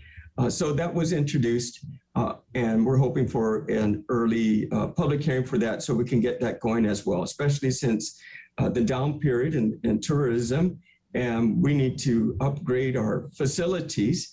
And what's important about both the bill coming up for a vote for new construction, but also the renovation, hopefully getting a public hearing, is that these are job creators, right? These are income potentials for our employees and who will be paying taxes. But we know PUA has ended. So how can we help build our economy? And that's by creating jobs. We still have our tourism industry here. GVB recognizes it's important for hotel rooms to be constructed plus renovated. The But Department of so, Revenue and Tax and Senator, so forth and DOA too. I'm sorry, Yes? let me just jump in here. Is this so? Does your bill give them a QC to renovate the rooms for 10 years? Is what you said, or? So the renovation has to be a percentage of the cost of the property. That would be 10% of the total property cost. So if your property is 100 million, right, 10%, you would need to invest $10 million into that to qualify for the special hotel renovation QC. From that, 20% is available for you. So 20% of the 10 million that you invested. Then depending upon which tax abatement that would be best, it's not one size fits all. BBT, use tax, the taxes that they want to choose, which would be best for them. It could be 20 years, expanded for a 20-year time period, right? And we're only talking 20% of $8 million, right? Expand that for a 20-year time period. So dependent upon the tax abatement that they're looking at, it could be from 20 years to 10 years. If they're looking at the land tax, I think that's 10 years. If it's BBT, it's 20 years. But taxes are still going to be paid and the investment is still going to be made. So that the general fund will see a slight decrease, but really overall. How slight? That's what, okay, so like full disclosure, I don't know anything about taxes, whatever you're talking about, but what I do know is that to keep it simple, to me, the issue is, are we letting the hotels slide on paying their taxes, and how long is it going to be for? Because when we run out of these federal funds, it does seem like now is the time to cut them a break. But it almost reminds me of all this hiring we're doing. It's like we're doing all this hiring, but then we run out of the federal funds, we're going to be stuck holding the bag. So how do we ensure that these hotels aren't getting a free pass beyond the next few years when we might need that tax revenue? And is it a lot? I mean, you said how much would the general fund decrease by? Very good question. And a lot of folks are really concerned of that, even my colleagues as well. Our director at DOA, Mr. Byrne, explained it pretty well. When you give tax incentive, it's not a tax break. It's an investment by the government to attract industries here in order to create jobs. Mr. Byrne also explained that of all the different QCs that we provide for the island, he totaled it up at $18.8 million out of the total general revenue fund. We were almost at $1 billion. And if you're only looking at 18.8, he said that comes out to 2.5%. But what did that generate in income for the island of Guam? Through jobs, through BBT, through other industries that support, in this case, hotels. It created so much jobs that our general fund increased. Yeah, yes, we made a slight investment, but the turnaround of an investment was well worth that. So for the hotel under reconstruction, right, we're also going to be able to attract clients or customers, because we're competing globally now in Asia to get these tourists back. So their experience on Guam should be a nicer one and enjoying the amenities of the hotel. But during that time, when they're getting this tax break, which is spread out through 20 years. So if they even get $2 million Spread that out for 20 years. But how many jobs did that create in the meantime, right? How many tourists came to the island in the meantime? So the investment in return is far greater than what we consider as a break in taxes. Right. Yeah, that's something I'd like to really, I mean, to me, it's interesting that, I mean, I don't know. I feel like we need to look at the whole QC program, because from what I understand of it, it's like, for example, we'll get like off island, like a big, like a franchise or some other type of like multinational company, and they'll come to Guam and they'll be like, hey, we want to do business on Guam. We want to open up a franchise or whatever it is here. And then the government of Guam will be like, okay, yeah, we'll give you we'll let you slide on the taxes for, like you said, 20 years or whatever. And then the flip side of that is that, ideally they would create these jobs, and then these people working these jobs would then, their taxes are going to go into the pot. And I get that part of it. But what I was thinking about was, like, I feel like a lot of these, like the bigger companies come and they get these QCs and they last like way longer. And I don't know if we end up, making the money that we need to make as a government. So I don't know. I'd like to see like an overall look up top to bottom. Who's got a QC? How long have they had it? Right. Because I mean, to me, the QC program in my mind, and again, I'm not a business guy, but just very simply, it is an enticement. Like, come here and do business and we'll cut you a little slack. But I'm not comfortable with come here and do business and we'll cut you a little slack for, 30, 40 years, right? And that's how a lot of these things end up. Yeah, very, very good point. Now, the special hotel qualifying certificate is not just 100% abatement, right? It's just a percentage of your investment. So you can imagine if we can attract the investor to come over here and invest $40 million into hotels, right? And then their QC on that part will be the 10% of that investment. So $40 million out of $400 million. And then from that, 20% of that investment part, and then spread that over 20 years. So the investment is still great. So the difficulty and why GITA recognized as this special QC is important, which they promoted, and that's why we introduced the bill, because of the revenue that it generates. And we're competing with other countries. GITA, Mel was explaining how other countries are giving higher tax benefits because they really need the revenues because of their population over there. For investment to come to Guam, they're also looking at our total population, not even 170,000 people, which is nice, which makes our item beautiful. But like, for example, in Japan, that's how many people go through a train station every day. So for investors to come to Guam, for the cost of doing business on Guam, and getting sometimes raw property where you got to start from ground zero and go through all our permitting processes, it's intense, right? And to bring all those resources and investment over here, when you can go to other foreign countries that would help you put together this infrastructure just to invite you to come to our island. Like, there's other things that we'll be looking at from our office too. In industrial areas, right? There was that concern one time when we, having Hong Kong, are still looking for places to go with these companies. And they will probably come to Guam if we had an industrial zone where they can come in and turnkey ready. A building, parking lot, parking facility there, commercialized, so they can bring their industry to Guam to create more jobs. But we don't have that. And if they're going to come to Guam to purchase property initially, get it through that property process, right? That's going to take a long time. And then put in your power poles, put in your water and sewer lines. That's a great investment. But in most places, they already have these places set up to attract these companies to come over, to bring new industries so our new generation can come and get more involved in these new industries, right? And that's where we get them the tax incentives to come to treat our next generation and give them the opportunity to work in these high-tech jobs. But right now, our government isn't investing in that type of process.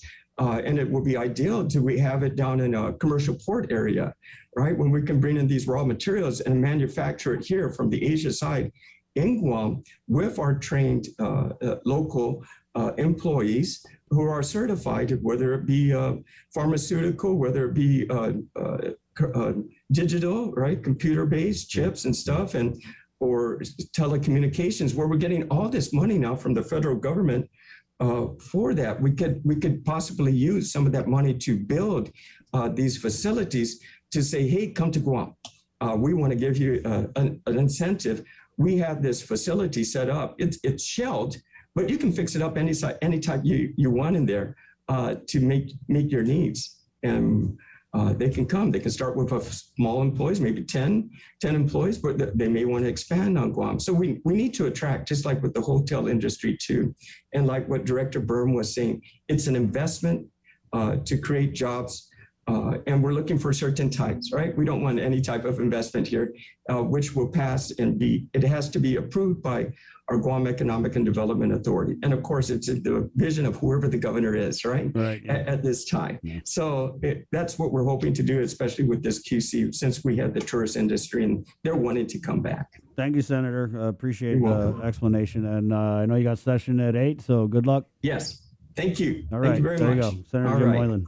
Hey, we're going to take a quick break and come back and kind of go over this oversight hearing with the Guam Memorial Hospital. I got a bunch of clips. It was at 3 p.m. Yesterday, guys, and I know this is an issue that not just we in the media are following very closely, but just based on the messages I receive from many of my friends who are working in the government of Guam, to me, what this above-step recruitment, what's really at the heart of this issue is the fair competition for jobs, the merit system, right? And the merit system, I mean, I feel like it should be held holy. We should allow our hardworking government of Guam employees an opportunity to compete for these jobs, many of which, if you watch this hearing with the Guam Memorial Hospital, it's like they're just feeding in on themselves. They're creating new positions and then taking existing employees and putting them in that positions. And you know, I'm not sure there's a fair shot for everyone else to compete for these jobs, many of which I believe our people are more than qualified to do.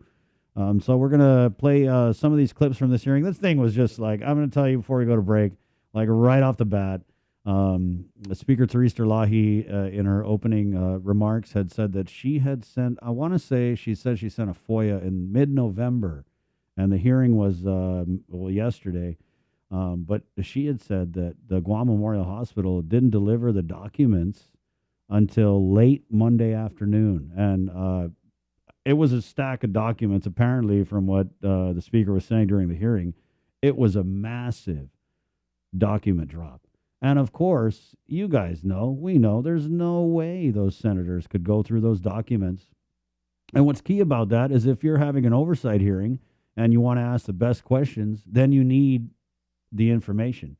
And if you're getting it the night before the test, so to speak, how good of a job can you do going through those documents? And it's all a play. It's like, you know, I mean, we talk about transparency, but when we do things like that, to me, it's disingenuous. You know what these senators are going to ask. You have the opportunity to provide the information. And I think what the hospital administrator, Lillian Posadas, had said at the opening of the hearing in defense of the documents getting to the legislature late. Well, that's just what it is. She had said that they were busy taking care of patients, which I felt like was a little bit of a cheap shot because I'm not sure how much taking care of patients the executive management team, and I know there's a bunch of doctors on there, but I just felt like it was like, we're really going to go there at the beginning of this hearing. And that's kind of what I see, is that there's this veil of, if you are critical or if you're trying to examine anything that's going on at, well, the Guam Memorial Hospital or even the Department of Public Health, it becomes this issue where it's like, oh, you're attacking the frontliners. And that's totally not even the case. I think that we can, as a community, as well as the people of Guam, we can examine these things, which are very relevant and affect many of the members of our community, and we could do it in a way where it doesn't disrespect the frontliners. It's two separate issues, but when the hospital administration kind of muddies the water, I see what they're trying to do. They're trying to make it so that the frontliners think that we're attacking them, and it's not even the issue. You know, there was so much And I mean, even with the media, when we report on these things, it's like we almost always have to start with this, like, we're not, just thank you to all the frontliners. Thank you so much. I mean, we've been thanking the frontliners for 2 years. And I just think that we can have these conversations about hiring and things that are going on at the hospital because the COVID's over. Now is the time to really look at all the stuff that was done when we were hiding under the covers. It's time to flick on the lights and see what our government has been doing. That's where we're at right now. And this hearing, to me, was very telling. And so we're going to kind of go into it next after the break. It's Wednesday, December 15th. Also coming up on the show this morning, guys, Superintendent of Education, John Fernandez. It's his standing Wednesday. And then Speaker Therese Terlahi normally comes on Wednesdays at around this time, but because session's at 8 a.m. today, she's coming on tomorrow morning at 7:30. And so we'll be able to unpack the hearing with her and find out what's next. Yes, Jay, good morning. Also, we got some Christmas presents to give to you guys because of course, the Calvos count on us for life giveaway continues. And later on this morning, we're going to give you gift certificates to Nana's Cafe. Yeah. Hello. All right. That's good. They got a good there. burger there. They do. Yeah, they got a lot of good stuff there. So Nana's Cafe and Shell from Shell Gas gift from certificate. Shell. Yeah. And then also Delmonico. Wow. Yeah. Get you a steak. Yeah, Huh? I wonder if they still have the Bob Marley soup there because they had that. I remember you years ago. talked about that. Yeah, and it was really good. Brie and I had Delmonico a couple times during the pandemic, and it was good. She had it was like a jerk barbecue or something, and then they have a burger there. It was really good. Yeah, that's our guy, Chef Eddie Chen. Yeah, that's right. So we're doing that, and it's so easy. All you have to do is tell us who you count on in your life and why, and that's coming up. So we're going to get 2 winners for the Calvos Insurance Count on Us for Life giveaway right here on the link. Just keep listening. And when we tell you to call 671-637-0094, and you can be a winner just like that. It's so there ain't no food like Nana's food. That's it, boy. We'll take a break, and we're back with more of the link next. Good morning. This season, KUAM Communications is ready to go with more games, more championships, and more sports specials guaranteed to bring out the fan in you. Don't miss a minute of gameplay from NBC on KUAM TV8 or from CBS on KUAM TV11. We're bringing you all the action and excitement brought to you locally by Marianas Irrigation and Landscape and Docomo Pacific. KUAM's multi-platform morning show, The Link, just got a little more delicious with Feed Me Fridays. Chris, Sabrina, Jason, and the rest of the morning crew will take some time off each Friday to talk, taste, and tempt you with all the latest and greatest food and drinks on Guam. Old faves, new hits, and everything else we can put in our bellies. It's Feed Me Fridays on The Link. Brought to you by King's Restaurants, Ruby Tuesday Guam, and Devondale. Real milk from free grazing cows. KUAM Communications continues our perpetuation of our Chamorro culture, language, and heritage with features available to our listening and viewing audience, including streaming of Chamorro music 24 hours per day on Isla Digital Radio on KUAM.com and the KUAM News app. Chamorro News Update, weekdays on The Link and the KUAM News YouTube channel. Conversations about life in our Chamorro language podcast, Cuentos Tapaco, with Kin Conception. Seasonal specials, shows, and other features highlighting the beauty of our language, culture, and history. It's a new era of our continued commitment to our Chamorro heritage. Isla, watch, listen, stream. Viva Isla! Looking for TV schedules, upcoming sports, or special presentations, or what you may have missed over the busy week you had? Well, look no further than KUAM Digital Digest. This weekly emailed newsletter puts all kinds of information in the hands of subscribers each and every week. Just subscribe and we will make sure you keep up with your favorites and stay informed and entertained throughout it all. Go to KUAM.com, click on the newsletter tab, give us your email address, and you are all set. Brought to you in digital partnership with King's Restaurant and Ruby Tuesday Guam. It's the KUAM Digital Digest, your weekly guide to the latest information and best entertainment on the stations and platforms of KUAM.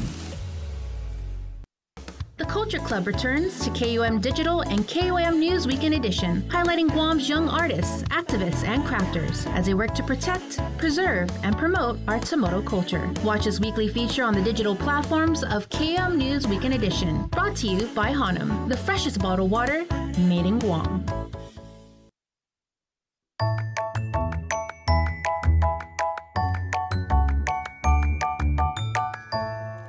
Hafa Day. I'm Senator Talina Nelson. Giving Tuesday is an opportunity for us to partake in a global movement that encourages us to serve others. It feels generosity and collaboration to support our local nonprofits who give themselves to our community every single day. Our giving story honors the Salvation Army, who has been serving our island community for over 20 years. The Salvation Army is a team of dedicated people who are committed to meeting human needs.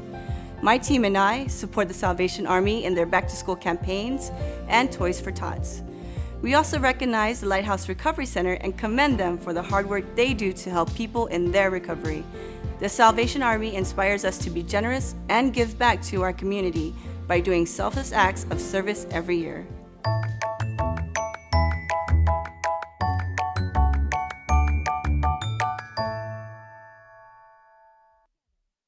Listening to The Link with Chris and Sabrina on Breeze 93.9.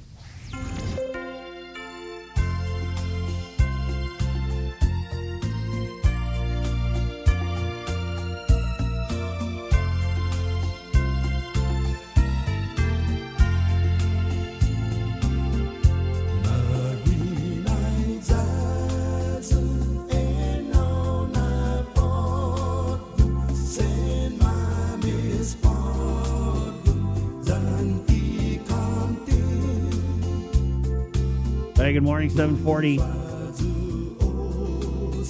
Be sure to check out on the KUAM Podcast Network the Novena, Jay. The Novena to the Christ child. We have all 9 days. Now, here's the thing. We had to have a little bit of back and forth in this, like, internally, right? When I heard we were doing the Novena again, I was like, okay, you know, like, it always does really, really well, both on video and audio, and we've got it on both formats, depending on, you know, like, you know, how you would best like to use it. I mean, so we've got some people that put it, like, you know, they get those big 80-inch screens and, like, their living room. Get you a projector, guys. Yeah, they get it there, and then they all stay socially distant. The entire family says the Holy Rosary together. Other people, we know of people have gotten back to us, like their kids that are in the States for college and everything. They say they actually put it on the bus or when they take an Uber. Yep, or they do Zoom. I know some families who they do a Zoom of it. Yeah. Yeah. Hey, there's a smart idea. Actually, if you're on Zoom or Microsoft Teams or, you know, Facebook Messenger, whatever, bring in our video and play the YouTube version, just like you would on Twitch, and then you can actually, like... Can you share the link in the comments? Yeah. Yeah. But yeah, so we were talking about, I said, okay, like, obviously we're all in with that. I was like, do we release one per day? And they said in the back, and like, no, why don't we just do, like... So it's like binge praying. Yeah. So we released all 9 days... You do all 9 days in one day. Yeah. You're the champ. And it was your opinion that actually kind of like drove that, because you said not all families all start like on the same day. Yeah, just like different times. Yeah. So we've got all 9 days, and if you want to pray like all 9 days of the Rosary, like all in one shot, you know, go for it. Go for it. Or if you want to have like a schedule, or if you just want to download all 9 episodes like from the podcast network, you can get it on your Apple device and everything. Get all 9 days and then go through it. Listen to it on the way to work if you want. You know what I mean? 741. So I want to start, sir. We're going to start with the Therese short clip. This is from the Guam Memorial Hospital oversight hearing yesterday, and I wanted to play this clip because it was a little bit humorous, but it also really demonstrated to me. I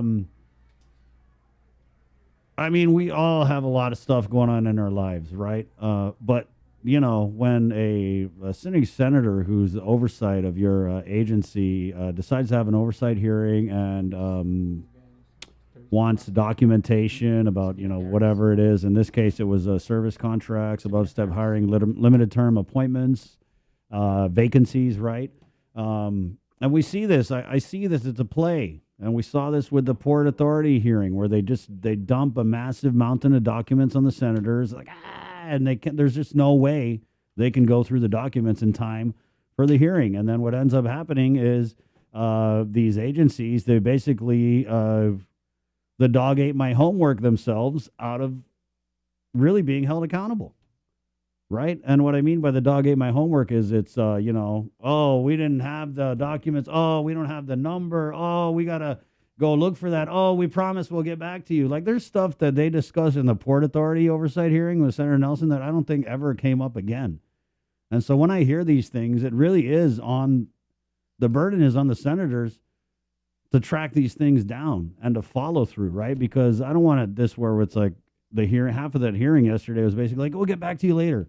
Well, when is later? next year. I mean, obviously later is going to be next year because it's December. So Speaker Tarali opened. I told you guys she had got the documents late.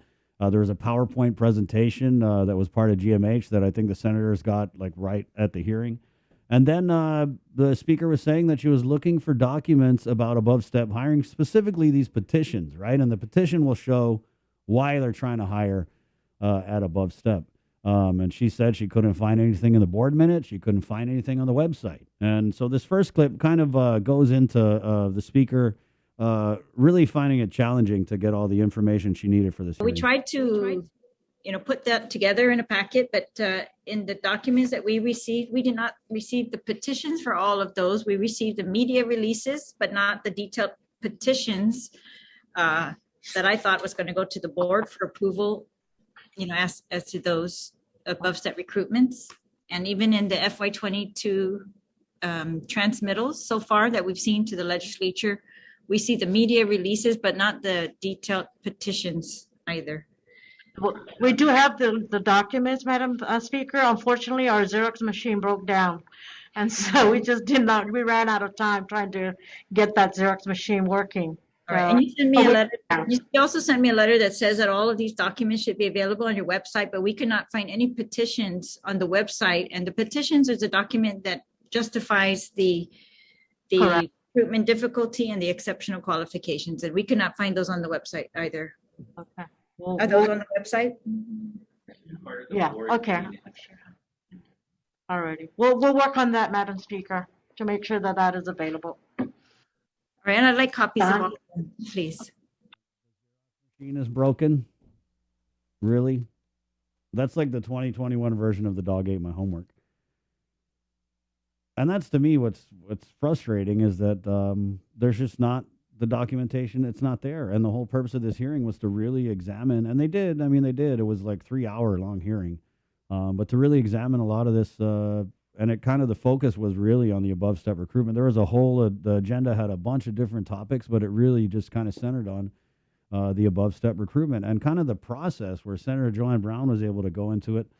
The process, like if you look at these documents, to me it's interesting where they were talking about the hearing and talking about recruitment difficulty, right? So they're saying that, we advertise for these positions and no one applies, so that's what we call recruitment difficulty. But there was one above step recruitment where they had 4 qualified applicants, and Senator Brown raised the point in this clip we're about to play. To me, that means that it's not a recruitment difficulty. But what appears to be going on from when I look at it, right, it's like you have certain above-step recruitments, which are, I feel, very justified. And we're going to play a clip from Lillian Posadas, the GMH administrator. Obviously, right, if it's these technical, medical positions, go for it, dude. Gun it. Yeah, get them above step, whatever you got to do. But when you start seeing these management analysts and program coordinators, these political, unclassified positions, right? When you start seeing that they want to pay a program coordinator, $10,000 more than they would normally make if they entered the position at the beginning scale of that position, and their justification is that, this person is a great talent to have at GMH. I don't know if we need to be worrying about talent when the Xerox machine is broken, when the roof hasn't been repaired, when we're not accredited. I mean, I understand that talent is what's going to get us there. But I'm not so sure that managers, right? Are managers that crucial? And that was kind of the theme of the hearing where you had Lillian Posadas and GMH saying that, hey, just because we are above step hiring these, non-medical positions doesn't mean we're not also trying to hire the medical position. So I want to go in this clip with Senator Brown, and she's talking about the rating and the hiring process. Now, Senator Brown, obviously you guys know, under the Adams administration, I think she used to lead like government agencies. So when she's in an oversight hearing, to me, I like to listen to what she says because she kind of has the experience of a director, right? I mean, she's a senator now, but so. She led EPA or EPA. GWA? She was, I think, a deputy at EPA, and Yeah. I know DPW under Governor Calvo. And the reason I remember that is because at my high school graduation, she actually gave our keynote address Oh, wow. as the EPA director. Yeah. Ian. So she actually And she drew a lot on that experience about leading an agency and what it takes, as far as leadership and the skill set. Right. And so she was really talking about the rating process because if you look at a lot of this above step recruitment, I mean, apparently everybody has exceptional qualifications, right? And so she really questioned and went in on just how this rating process works and even pointed out some inconsistencies with it. Process. I think maybe the bigger question I would have, and probably some of my other colleagues would have, is the process being followed? I mean, we recognize obviously there are critical positions at the hospital. I'm not going to say they're all as critical. We can say they're necessary in some areas, but not necessarily what you could say absolutely everyone is equal in footing with regards to priority at the hospital. I think the question also is the priority of positions. I don't think we're going to be here to argue about those healthcare professionals that provide direct patient care. I think we recognize the support staff that goes along with the hospital. But there are questions certainly I have with regards, and we brought this up before at the last hearing we had with the hospital administrator about the priorities of certain positions. We can say everything is a priority, therefore everything we approve and do an above step recruitment is a priority, and then we all walk away and think, well, isn't that just grand? But I don't necessarily see that as the case. We brought that up with regards to hiring of a PIO and above step recruitment in a position that I think a number of us can agree there are a number of people on Guam that certainly could have applied and fulfilled that position without an above step. Probably a number of senators could have applied with their credentials. Then also just in reviewing some of the documents with regards to an evaluation, I'm going to give you an example. Just to look at the PIO position, when we looked at the categories here and the point system that was provided. Most of us that have run departments are aware of this process, so I certainly appreciate edification for everyone else who is not. But I just want to give you an example with regards to education and experience credit. And this is just an example of the point system. In this particular case, the applicant has a master's degree. And yet I'll look at another position here that had been applied for a hospital physical therapist 2. And when you look at the excess education experience credit that was discussed a little earlier, it says here this particular individual possesses a doctorate degree in physical therapy. I'm sure we'd all say, wow, that's very impressive, a doctorate degree in physical therapy. But yet I look at the point system, and this individual is only rated from 0 to 5. The rating is number 2. Going back to the PIO position, specialty skills agency asset, it says 0 or 1 points. The individual is given 2 points. So I don't know if it's just a miscounting of the numbers, but obviously if they're only between 0 and 1, it's not possible to earn 2 and then a total of 9 points, which should have represented 8 points. I mean, these are just examples that we would be a bit concerned about in terms of how the rating system is applied.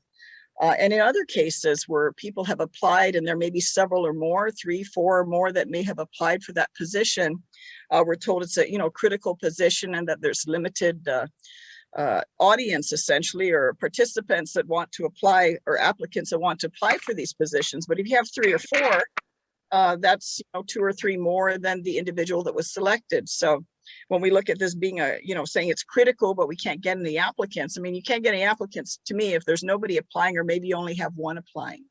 So I think it's just a question of how the process is being applied, how the process is being evaluated, and how does the public have a sense of comfort that the hiring is going through the proper procedure. Because let's not kid ourselves, in government of Guam, time and time again, we've seen examples of how the proper process has not been followed. And right now, there's really no responsibility of HR individuals that actually sign off on these recruitments to hold a certain degree of responsibility should they authorize hiring and individuals either, for example, don't meet all the qualifications, or there's others that applied that met the qualifications but were not selected because they were not the right candidate that was desired. And let's not kid ourselves also, that's pretty standard in GovGuam of who gets what, who gets hired where.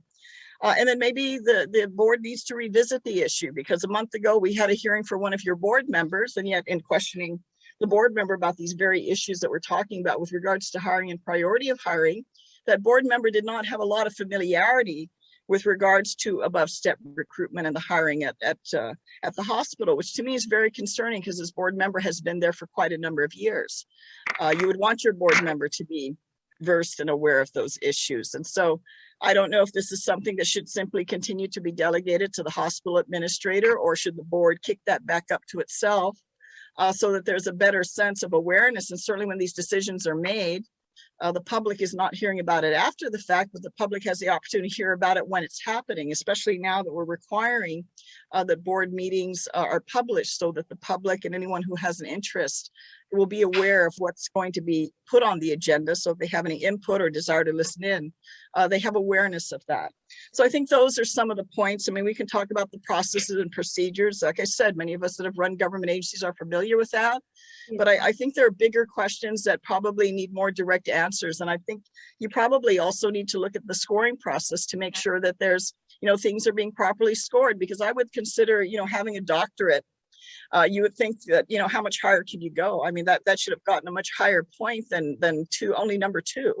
And yet a PIO can get a number 4 for a master's degree. So I think those type of inconsistencies that show on the record are concerning. And that's probably something with regards to board priority, Madam Speaker. And I know I'm going on, but I have a lot of points to raise here that really need to be looked at, because when we talk about priority, we can say everything's a priority. Therefore, it sort of justifies what really isn't. And I think a lot of people, a lot of rational people out there can determine in any structure, there are some positions that are absolutely necessary, and others, some days you can do without, is what she actually said. And that was kind of what the Guam Memorial Hospital said throughout this hearing was, and it was a few times they said, hey, to us, every position is critical. And I mean, let's be real, that's simply not the reality.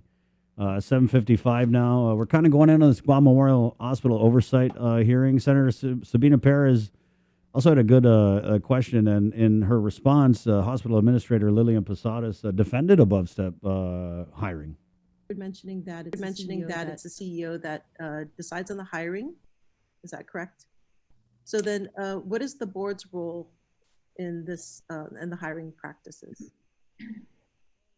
Well, it's the CEO's responsibility for personnel management. And so she does report to us when these vacancies are filled. If there are any questions or concerns, we will pose them to the CEO.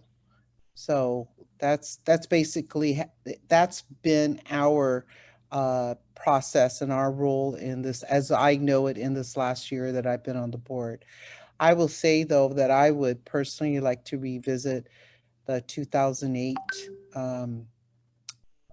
board action that was taken, and revisit that and see how we can update it and see how it's maybe different than what it was like in 2008. But certainly I think it's something the board should address. Thank you. Thank you. So this question's to Lillian. So yeah, maybe if you can clarify, how do you come upon the decision about, let's say, hiring medical staff versus non-medical staff? Because it seems like there's a lot of need, right, to increase the medical capacity of the hospital. How do you come upon that decision? Okay, I get the request from the department manager with all the justification, and then I meet with the department manager to discuss, really what are the issues here and what's the justification. And so that dialogue and documentation from the hiring department manager or supervisor. And, it really, I look at the exceptional qualifications. I look at the recruitment difficulty. And so I take those into consideration. I even look at the interview, the responses of the candidate. I read the responses of the candidate. There was one candidate that we were recruiting but did not know anything about HIPAA. So, I review those documents. And I discuss it with the hiring department, and that's how we come to a consensus and agreement that this individual really is going to be an asset to the organization. And so therefore, I think we can certainly justify the above step.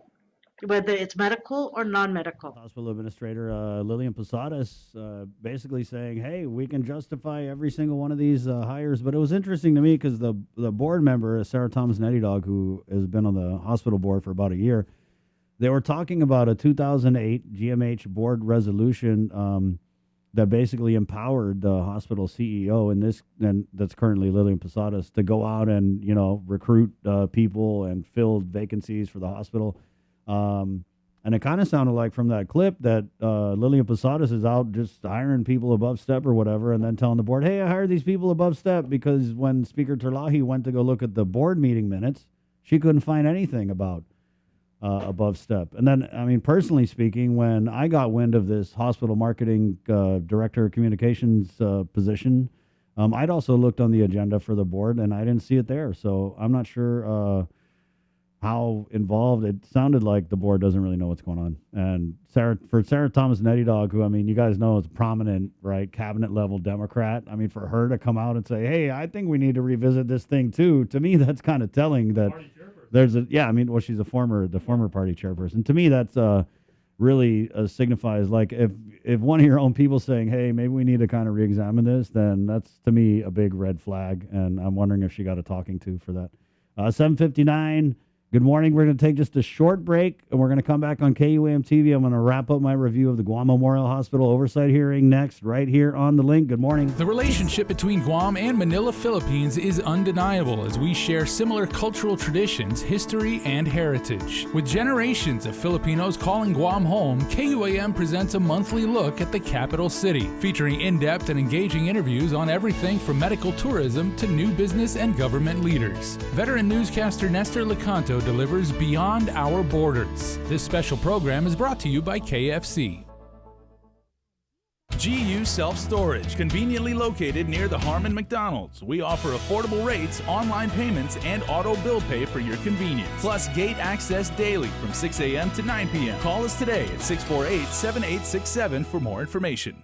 Mariana's Irrigation and Landscape Superstore. Stop on by and visit our showroom today. We offer everyday low prices on all major outdoor power equipment like bush cutters, chainsaw, power washer, generators, and more. Need service, repair, maintenance? Well, check out Guam's best superstore only at Mariana's Irrigation and Landscape, located in Barragata along Army Drive between Submarina and Besta Market. Call 735-7446 for more information. Now shipping to surrounding islands. Mariana's Irrigation and Landscape Superstore.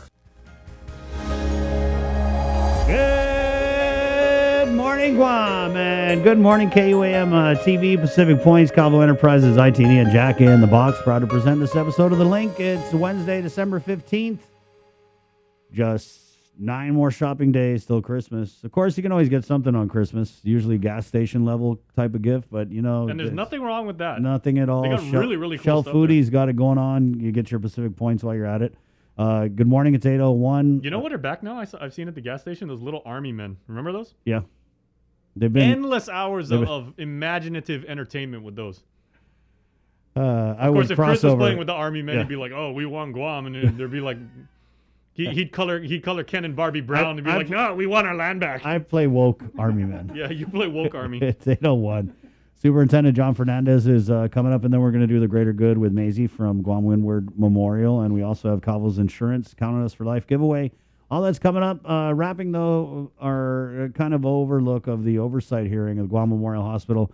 And really one of the positions that kept coming up during this hearing was the position of the PIO. And this next clip here with Speaker Therese Terlahi really kind of went in on it. And to me, what was interesting, and I kind of talked about this yesterday, was when you talk about the above-step recruitment, like we said at the beginning of this segment, by God, if you need to, above-step recruit like a brain surgeon or a pediatric this or a respiratory that or, whatever, yeah, go for it. But what I saw in looking through the documents, it's like I wonder why they would above-step for a certain position, a certain person, but not, every position is not above step. So that was interesting to me. But going back to this PIO, so GMH has had a PIO position vacant, and they said they could not fill it because no one would apply for it. And the pay scale for the PIO position, I believe, topped out at somewhere in the $40,000 a year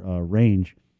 And so what this hearing detailed was that the current, and it's not even a PIO anymore, basically they are not going to hire a PIO because they created a new position called the Hospital Communications and Marketing Director, which is like way above a PO. It's so high up that a PIO is basically like a Tentagu, right? They're like down on the food chain. But a Hospital Communications and Marketing Director is part of the executive management team of the hospital. So this is like a management level type position that was created for someone who was hired above step as a management analyst 4. And so when you look at people who say above step recruitment shouldn't be used to recruit a specific person because it closes off the competition for everyone else, this is exactly the instance that we're talking about, where you have a individual who was hired above step as a management analyst 4, and we're going to play the clip, and Lillian's just going to be doing cartwheels backwards trying to explain it. Doesn't really fly to me. So she was hired above step management analyst 4, and then they created that position, and then she went into that position, which pays more and, you know, has more and whatever. So this clip with the speaker, it was like the last part of the hearing, and they kept going back to this, and I keep calling it a PIO position, and I feel like that's almost an insult to the individual because they're not. They're a Hospital Communications and Marketing Director. And the reason why Lillian recruited her above step was because apparently she had a lot of like job responsibilities. But to me, the center of this whole thing, and speakers are going to go in on it, it's the merit system. The classified employees know, the tenured government of Guam employees know that the merit system allows for fair and equal competition. And the above step recruitment process, to me, flies in the face of that, especially when it's abused. And in this case, I firmly believe that it was suspect. It was. And you'll see the speaker agrees. So this is a clip of Speaker Therese Terlahi, and it's kind of her closing out the oversight hearing yesterday with the Guam Memorial Hospital. Looking at it, you know, non-medical eyes, looking at this and these other positions that are being recruited above step, for example, program coordinators, management analysts. My question is, I want to see those petitions to see the justification of how these were difficult to find, right? Like, and I did see at least one where there was more than one applicant. There were 4 qualified applicants, and yet it's still recruited above step, as if it's not difficult to find. There's 4 qualified applicants, right? Right, but their exceptional qualifications is what we factored in. Yeah, but that brings you, to above your pay scale. And is that really necessary, I guess is the question, right? If you can hire a program analyst that will meet all your qualifications at the level that is already set, why do you need to hire an exceptionally qualified one that's not going to get you any further than what you've, already put in your job description? That, I guess that's the question for me, right? You're not changing the job description, you're changing just the pay, really. But we're also looking for best talent. And so that's why we have this process. We're not just going to pick someone because, this person is willing to accept a low salary, but yet really not the best talent. Well, the job specs are supposed to take care of this so that it's a merit system, right? And it's competitive, and that we don't get, how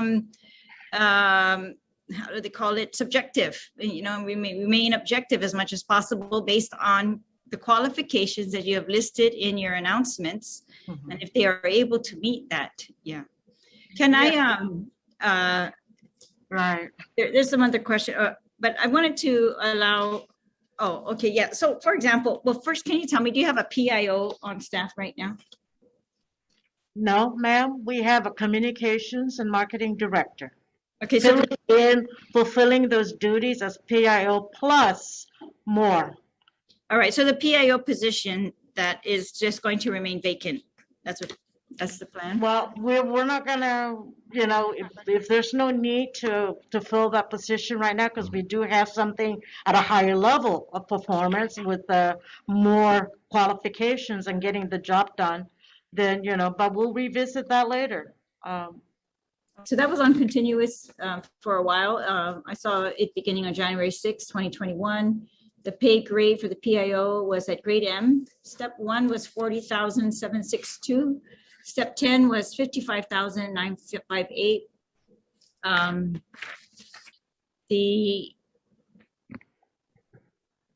It looked like, it got continued, but so it gave the minimum experience and training. And I know that the hospital has had PIOs over the years in the past. But you're confirming that this is no longer open. We're not pursuing to hire for that right now. Okay, but all right.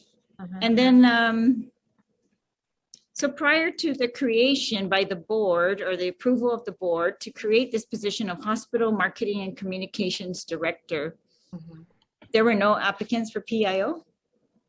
Because we weren't really advertising for it. We weren't recruiting for a PIO. That position was in existence, but it wasn't funded. Is my understanding. It wasn't funded, and we weren't actively pursuing for that position. The communications and marketing position was brought to the table even before the COVID, or even before I came into this position, because the previous board wanted to have a communications and marketing director, but we just did not, act on it. We just did not put that as our priority. So that was something that was already approached and brought forth by the previous board of trustees, governing body. It sounds like that they didn't have the opportunity to discuss the PIO position itself.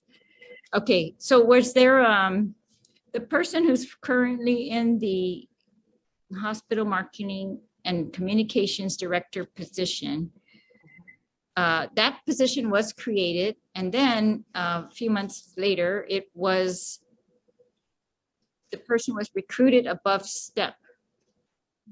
So they created a position and set a salary, and then this person was recruited above step. But prior to that, it looks like there was an above step recruitment issued for the same applicant to be hired at above step pay grade O, step 10 for the position of management analyst. Was that person hired in that position as well prior to being hired as hospital marketing and communications director? If I may clarify, Madam Speaker, when we decided that we will need to have a media person, so that I don't have to be the one responding to all the media inquiries, the only option we had at that time was because the position was already established, was a PIO. But we also recognized that we needed someone to do more than just a PIO. So we used the management analyst position, and we upgraded it to then include a lot of the communications and media releases and media responses. So in our urgent need to fill those duties and responsibilities, that's what we hired that individual into that position. And to quickly hire that individual so we don't lose, we brought that individual on a limited term appointment, because that was the fastest way to bring that individual in to help us out. Prior to bringing on that individual, we had a group of talented women helping us out on a volunteer basis to help us with the communications and whatever other information that we needed to do internally and externally during the COVID situation that we were in. At the same time, we were moving along to say, okay, let's hire someone in. Let's bring in someone on a more, steady and permanent basis. And so that's what we did, recognizing that, really the scope of work of that PIO was really more expansive, more comprehensive than we needed. And in response to the Board of Trustees' request for us to hire, to create the position of a communications and marketing director, we then moved along with that. And so that's what we did. We created that position, we announced it, and so interviews were conducted, and we selected the best candidate, the best talented individual with the exceptional qualifications, again at an above step. So are we wrong for doing that? I don't think so. Again, we were functioning what's in the best interest for this organization, particularly going through COVID. We needed the talent. I needed someone to be going out to the media. Sure. So there was a position, so the PIO was announced from January, and then there was a specific ending of that announcement in March. Otherwise, it was continuous announcement. It was posted on your website, and the salaries were set. Then there was a hiring of, you're saying, a management analyst to do the job of the current hospital PIO plus more. marketing director. Did you then amend the the management analyst position description? We expanded it. We included more of, the communications and the marketing, communications primarily was what we did. Okay. And so, all right. Would I find those documents in the packet that you gave me? That the revised duties of the management analyst? If it's not there, I have a copy of it, and so we can provide that to you. Yes. And so then, so after the closing the PIO announcement on March 23, 2021, the Board of Trustees created the position on April 28th for this marketing manager with the different qualifications and the different salaries. And in this one, instead of requiring a bachelor's degree, they required a master's degree. There were some other differences also in the scope of work. Yeah. I'm, I just, the merit system is very much supposed to be not that we create positions for certain people and that we create positions. It's like procurement of supplies. We create the description of the supply we want as accurately as possible, and we get the cheapest supply that we can get that can fit. So basically, Speaker Terlahi, in that last part, was explaining the merit system. She was, and it's 2021, guys, 2021, and senators still have to explain the merits of the merit system to these government agency leaders who have been around forever. They know the merits of the merit system. They do. But the merit system doesn't allow them to get in the people that they want to get in, whether or not they're qualified or what. I'm just saying it just doesn't. And that's clear to see with that position. And I think if they spent as much time and effort as they did, flipping all the regulations all around to get this person in above step recruited twice in the same year, if they had that much energy to recruit the specialists and the medical staff that we need, the doctors, instead of spending that much to recruit a spin doctor, I think the hospital would be in a way better place, really. And that's what it is. You have the perversion of the merit system so that they could get the people they want to get in, when at the end of the day, it should be a fair competition, right? We have a lot of people who definitely could have done this job, right? But did they even know about it?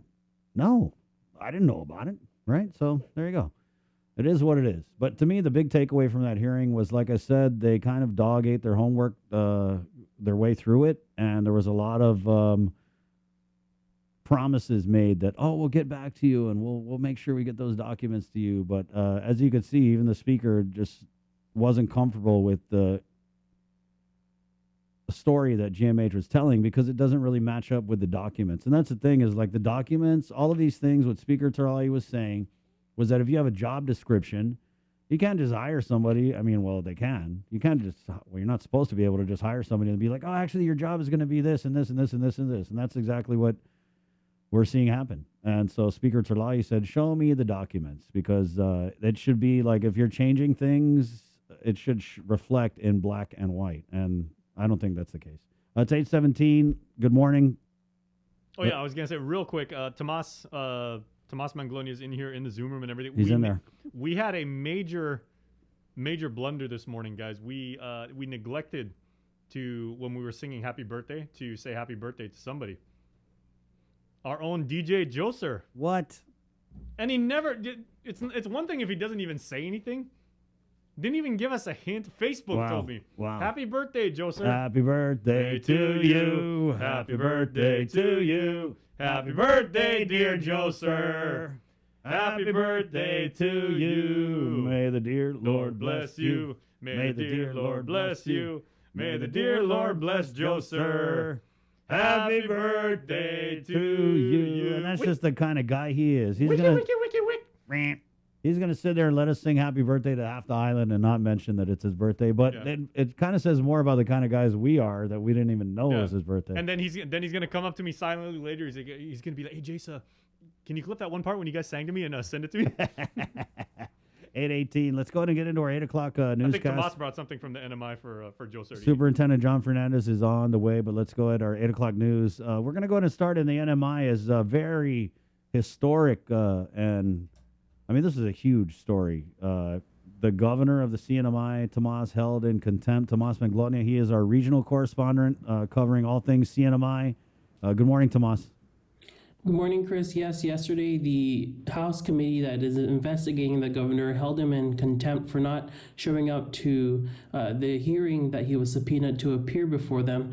And yesterday, late in the afternoon, the governor files a lawsuit against that same House committee, basically asking the Superior Court to squash the subpoena. In particular, they cite 4 causes of action for the court to find that the subpoena violates the Commonwealth statute, that enforcement of the subpoena would infringe upon the testimonial immunity conferred by the Commonwealth Constitution, that the subpoena lacks a valid legislative purpose and therefore violates the Constitution, and lastly, they write that the subpoena usurps responsibilities constitutionally delegated to other executive offices and therefore violates the Commonwealth Constitution. Did want to share Governor Ralph Torres's full statement that he released on Facebook early in the morning before the committee met and before we learned of the news of the lawsuit being filed. So here's that full clip. To my dear people of the Commonwealth, I want to speak to you today about the political attacks that myself and my family have endured unfairly for a long, long time, and why I will not subject myself as governor to an unfair and unlawful political hearing. Over the course of the past year, we have seen a politically driven House committee conduct a witch hunt on innocent government employees in order to fulfill their political goals. We saw certain elected officials censor people for not answering questions in a way that they want, and even hold people in contempt for not cooperating with their agenda. Last week, on December 7th, my office reached out to the JGO committee in good faith to negotiate a fair and balanced setting to address their questions, which the committee responded the following day. My office exchanged conversations with the JGO committee to discuss a neutral venue with Chairwoman Selena Babalta asking questions and Speaker Edmund Villagomez as the moderator. This event was also to be live streamed for our public to view. Over the weekend, the JGO rejected this proposal, even though it was fair, balanced, and focused on the issues at hand between 2 separate and equal branches of government. When these elected officials took the oath of office in January, the same oath that I took as governor, they swore to faithfully discharge their duties as public servants. However, as we have seen for months, the House JGO committee have used the House chamber not for policy debate or deliberation of important issues, but for political intimidation in order to promote their agenda. Their agenda is simple. The House JGO committee wants to impeach a governor who was elected by the people, but who do they not like They do not seek to provide solutions to our island's problems. And they have sat on the sidelines throughout this pandemic while throwing rocks at everything we do to keep our people safe. I will not be attending the House JGO committee hearing because the executive branch is a separate and equal branch of government under the Commonwealth Constitution and must be treated equally to the legislative branch. The office of the governor should not be and cannot be subordinated to the legislature, let alone the overreaching acts of an out-of-control committee of the House of Representatives. I do this to protect not only the rights as governor, but to protect the institution of governor under the Constitution, and thus protect future governors from arbitrary overreach by future legislatures. I am asking everyone in our community to ease tension, calm tempers, and help to promote peace in our Commonwealth. I am not perfect, nor do I claim to be, but I am certain that since I started my journey to work for you, the people of the Commonwealth, that I have always had your interests, your safety, and your livelihoods at the forefront of any and every decision I make. I know we are not where we were before the typhoons and COVID-19, but I know we can get there again. Collaboration is our story. It is the story of our Commonwealth. And it is why we are a resilient people. What is needed now is for us to work together. All of us can choose to rise above the political noise and find common ground and shared purpose. We must focus on advancing the interests of the CNMI, safeguarding our people, defeating the pandemic, rebuilding our economy, and upholding the rule of law. Today, I am calling on everyone who calls CNMI home to overcome the politics of the JGO committee and to work together on solutions for our people. Let us choose to move forward, united for the good of our families, our villages, and our Commonwealth. Thank you. God bless you. And God bless the Northern Mariana Islands. And God bless the Northern Mariana Islands. And we'll have the full story tonight on Primetime. Wanted to shift gears as the CNMI still remains in its surge of COVID-19. Last night, we got the latest data with regard to case reports. 110 cases have been confirmed positive for COVID-19 from December 12 to December 13. The CNMI's total case count now over 2,000 cases, specifically 2,018 cases since March of last year.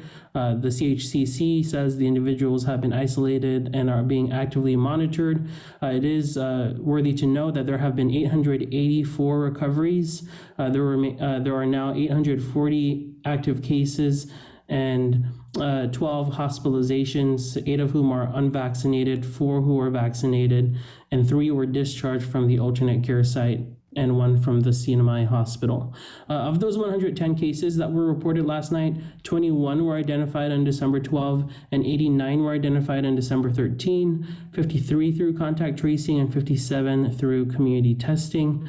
The CNMI's total COVID-19 vaccination rate is now at 91.6% for 12 years old and older, Chris and Jace. And so we'll have the latest tonight on Primetime with regards to the lawsuit that the governor filed, in addition to the COVID-19 surge here on the CNMI as well.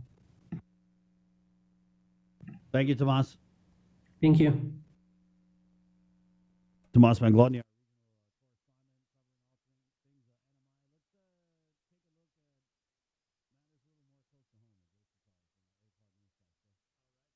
Anzo actually is standing by right now, and she has your morning link update with all the headlines around the island. This news update is brought to you by Pacific Points. Do more, get more. Hafa and good morning, everyone. I'm Hannah Devonza with your headlines here on The Link. Governor Leon Guerrero is back from a National Governors Association summit on how best to spend their respective allocations from the massive $1.2 trillion infrastructure improvement law. Guam will be getting nearly $200 million federal dollars to shore up some of our crumbling public roadways.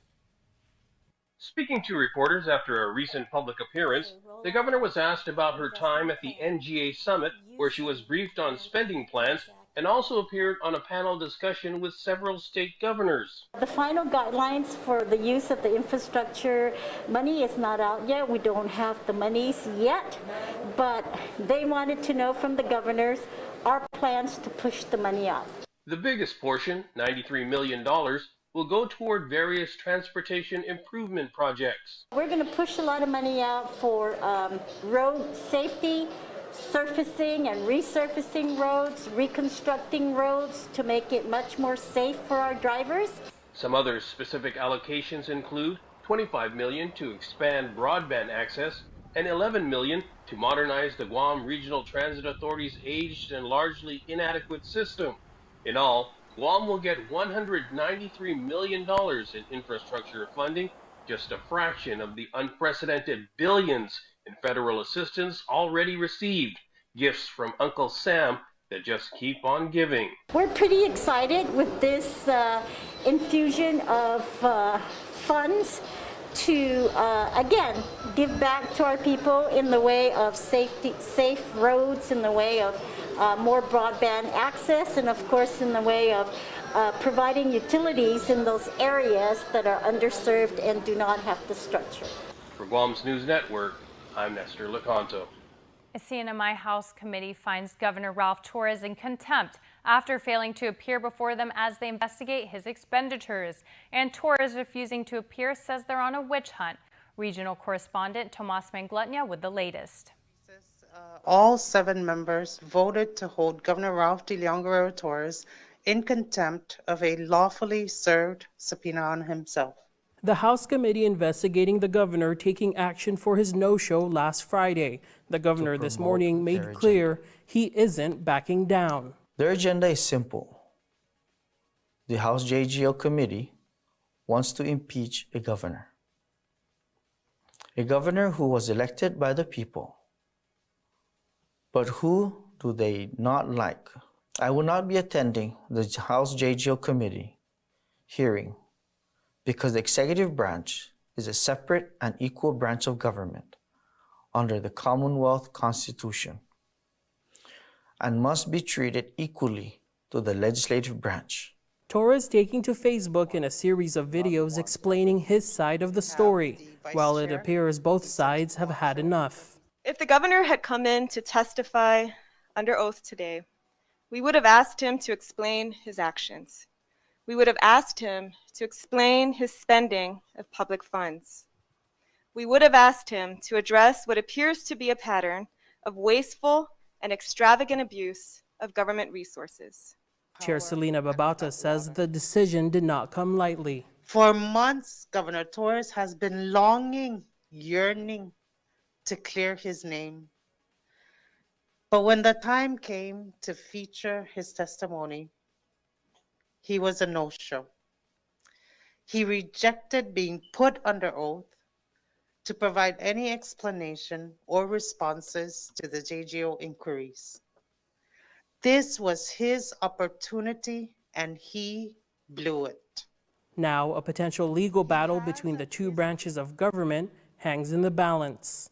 I do this to protect not only the rights as governor, but to protect the institution of governor under the Constitution, and thus protect future governors from arbitrary overreach by future legislatures.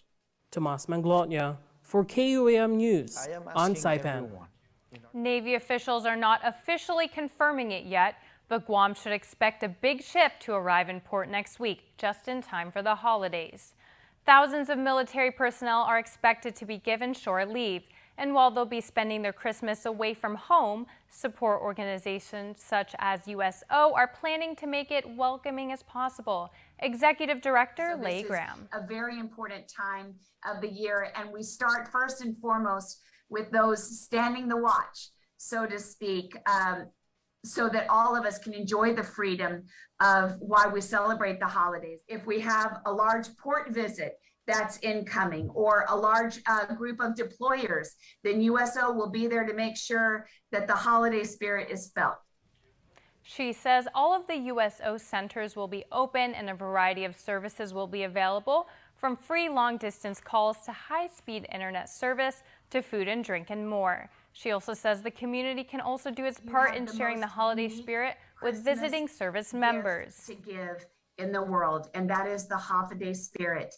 No service member or family member leaves Guam who has received the holiday spirit that doesn't remember it as the most welcoming place in the world. So your hospitality, your warm holiday, your welcome to Guam and Feliz Pascua is the greatest thing that you can give. So please give it. The Chamber of Commerce has also been notified and has let members know of the possible port visit. We'll also pass on more details as they become available. That's it for now. We'll see you tonight for KUAM's News Primetime. This news update is brought to you by Pacific Points. Do more, get more.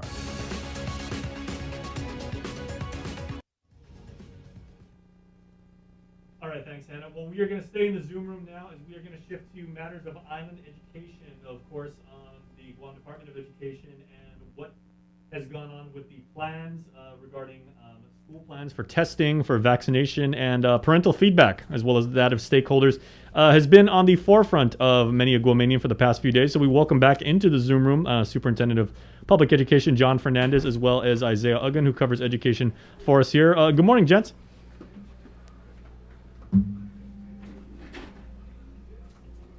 Last week, before we hit Christmas break, hit the holiday break, and I think a well-deserved break for, after this semester of trying to reopen back to normal after being shut down due to the Delta wave, and then of course trying to get back to 5 days of instruction. So I definitely know that many of our students, families, and our educators, our administrators at the schools are going to welcome this couple of weeks to just, again, recuperate, reflect on where we are, and then hopefully start the new year with another, boost of energy and focus on, again, getting through this school year safely, and with students back to class. So we'll continue to work on that with our administrators. I guess there's a couple of things that are on the agenda. I know you're aware that we had a meeting with stakeholders last week, really intended for parents to weigh in on the 5 to 11-year-old vaccination push that is being recommended by public health, with the new vaccine and with, I guess, Omicron on the horizon. So we definitely support the efforts to make vaccines available. But we did want to hear from parents because there was some inquiries from public health about whether or not we should provide vaccinations during school hours for parents and students who are interested. So based on the parent feedback, there seemed to be a lot of concern about moving in that direction. We still are awaiting. I'm hoping to get feedback today on the latest in terms of the survey that was pushed out for parents to respond to. But at this point, given where we are in the school year, we'll continue to work with public health and the planning team to see what the path might be starting in January. As you know, when we go on break, students will not be in school. The teachers, nurses, and so forth will be on a 2-week break. So definitely, if we're going to do anything, it's most likely going to have to start in January, whether it's after school, weekends, or if there's anything else that changes, we'll have to let the public know when we return for the new year. So that's basically where we are. with that particular subject matter. We're also going to take the 2 weeks to kind of look at our student testing plan. Again, as we informed everybody, the priorities are always dictated by the current circumstances. And over the past month, the priority of public health really was to move into accelerating the 5 to 11 vaccination. So, again, that's kind of been on our radar to try to work with public health and to see what we can do to support. But we will be taking a look at our student testing plan. There were still areas that we needed public health feedback on and review before we pushed anything forward. But I think I mentioned to you earlier, there is a lot that goes into trying to test 10% of our students on a regular basis. I mean, we have 2,600, between 26,000 and 27,000 students. So trying to do 10%, which will be about 2,600, is going to be something that we really would need to figure out how to accomplish. Our only experience at this point really has been with our employees, where we're vaccinating, basically maybe 5 to 10% of that amount, just to do on a weekly basis. So it's not going to be an easy thing to do, but definitely something we want to finalize and at least have a decision made, in early January as we return for the second semester. Another thing that's going on is we've been listening to our schools and working with our federal funding partners to try to start pushing these funds into our school facility needs. So one of the things that we are working on this morning with schools, we met with the board and we talked about the big projects that need to get funded. And so those big projects are, these are projects like, repairing all the canopies at all the schools. In order to do that, we have to, do an assessment at all campuses, put together a bid package to go out to vendors to basically submit their proposals and be evaluated to be awarded that work. That's a procurement issue. It takes time. And so, we definitely are working, to move that ahead. But in the meantime, there are, we've heard from schools, there are a lot of minor repairs and minor issues that we believe, or they believe they can take care of if, with their PTOs, with their staff, if only we had the supplies available. So we have $1 million set aside to support, that immediate, push.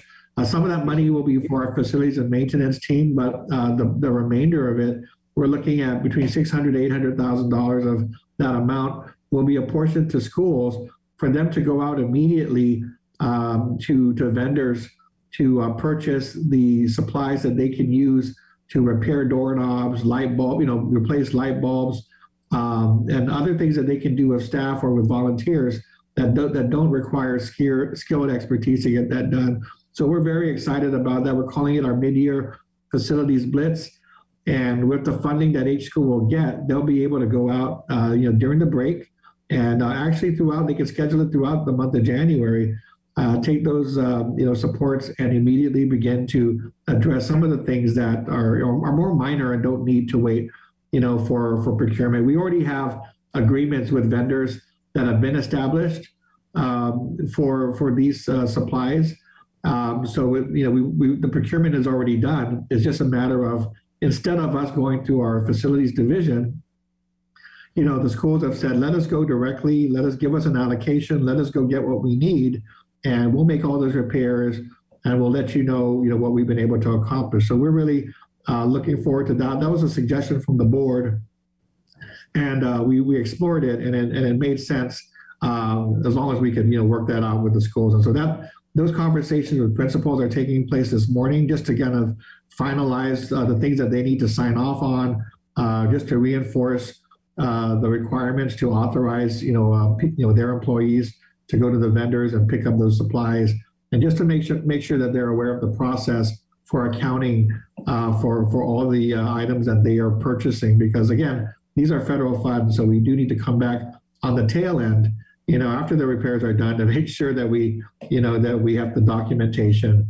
to support that. So that's something that we're very excited we'll be able to launch now that we are heading into the break. And then just finally, I just want to go on the record.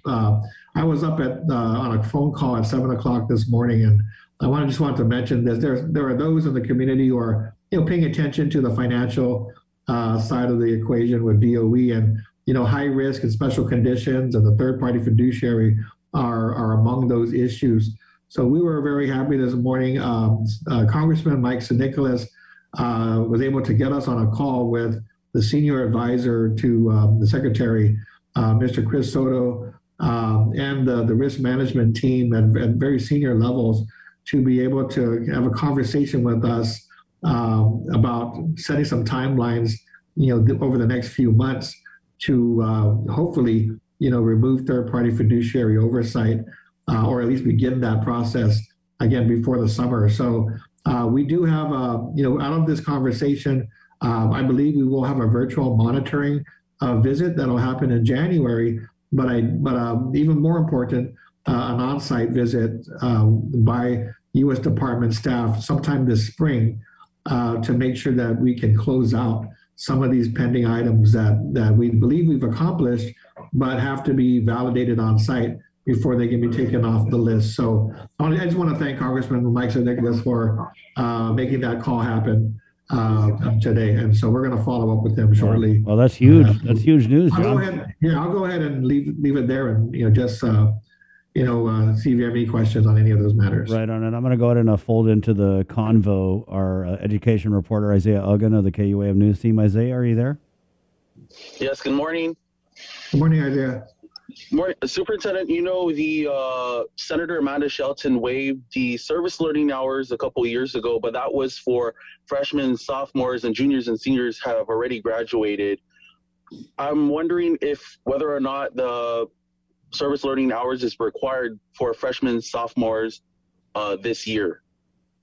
So in order to graduate, like you said, there was a waiver that was put in place, and it applied to every high school student who was in high school 2 years ago, right? So if you were a freshman 2 years ago, no matter, you don't need those service learning hours to graduate. Now, the challenging part is now that we're 2 years later, the incoming freshmen and sophomores technically do have that requirement in place. Our plan is to go to seek that extension of that waiver with the legislature. I believe we were waiting for some final decisions from the board on our learning recovery strategy. As you know, when we sought the waiver, it was not just service learning, but also for the instructional hours at the same time. And so I believe in January, we were hoping to close out that discussion and then maybe go to the legislature at that point. Right now, we were, again, with the learning recovery being an important facet of this discussion, the question has been whether or not we are going to try to make those 180 hours up by looking at extending the school day or going into summer, or whether we need a waiver and flexibility to be able to make up that instructional time in other ways. So again, the board, we had a work session on it. I believe that we'll probably have to make that decision by January at the latest, and then from there we'll know what we need to ask from our legislature to get us through this school year. What was the retreat that you guys streamed on Facebook all about? The retreat was really, it was an opportunity for the board to, get together and kind of go through the draft strategic plan that is being, I believe that's also on, on a time frame to be reviewed and approved, hopefully by January.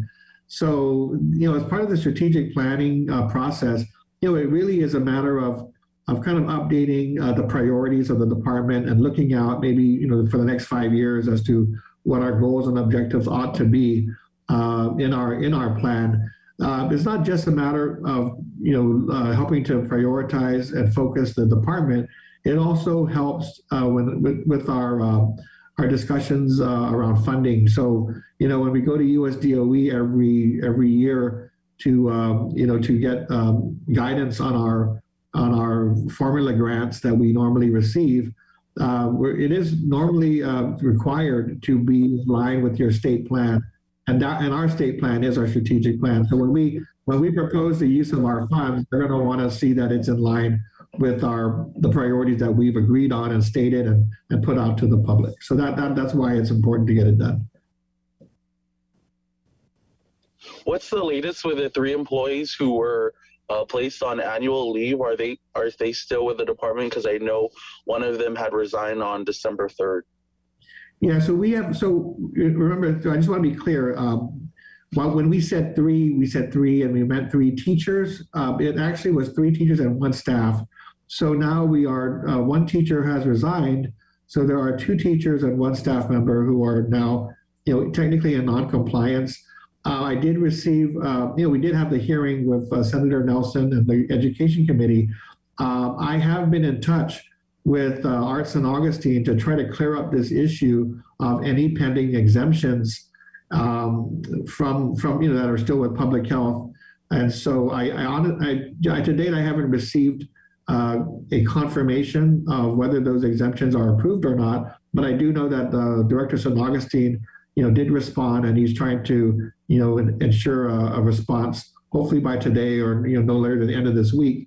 It is really important if that's, an item that employees are depending on to enable them to be exempted from the testing and the vaccination, that be resolved. Because, I think, right now they are using their own, sick leave or other types of leave to get through these, pay periods.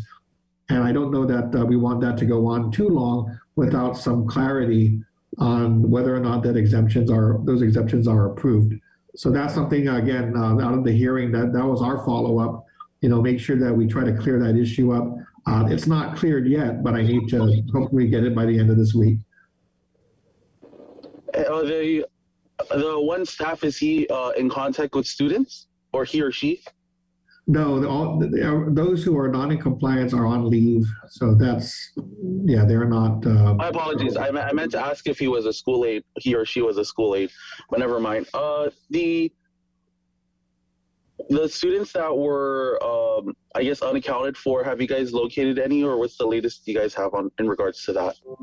So again, I think, I'd have to go back to the numbers, but right now, what I know is a challenge is that even if attendance rates are, I think we mentioned in our earlier meeting, they are a few percentage points down from where we normally would be.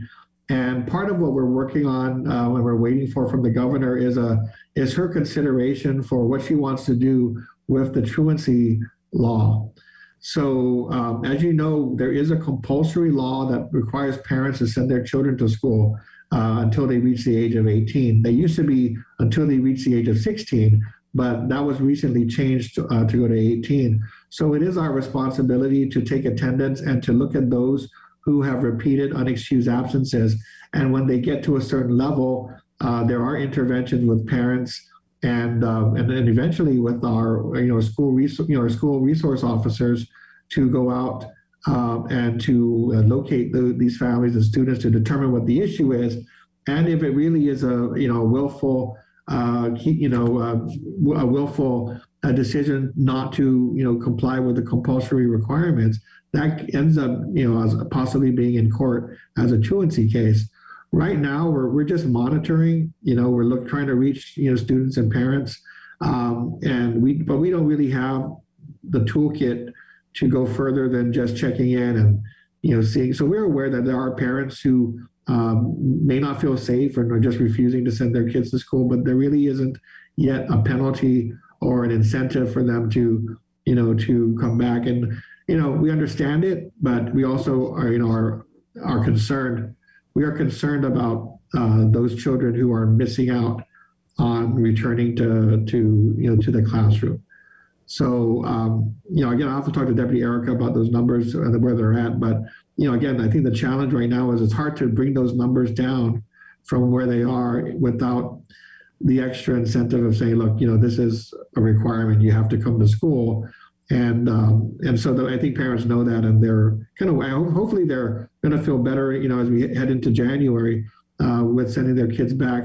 Over the past month, we've seen very, very low numbers.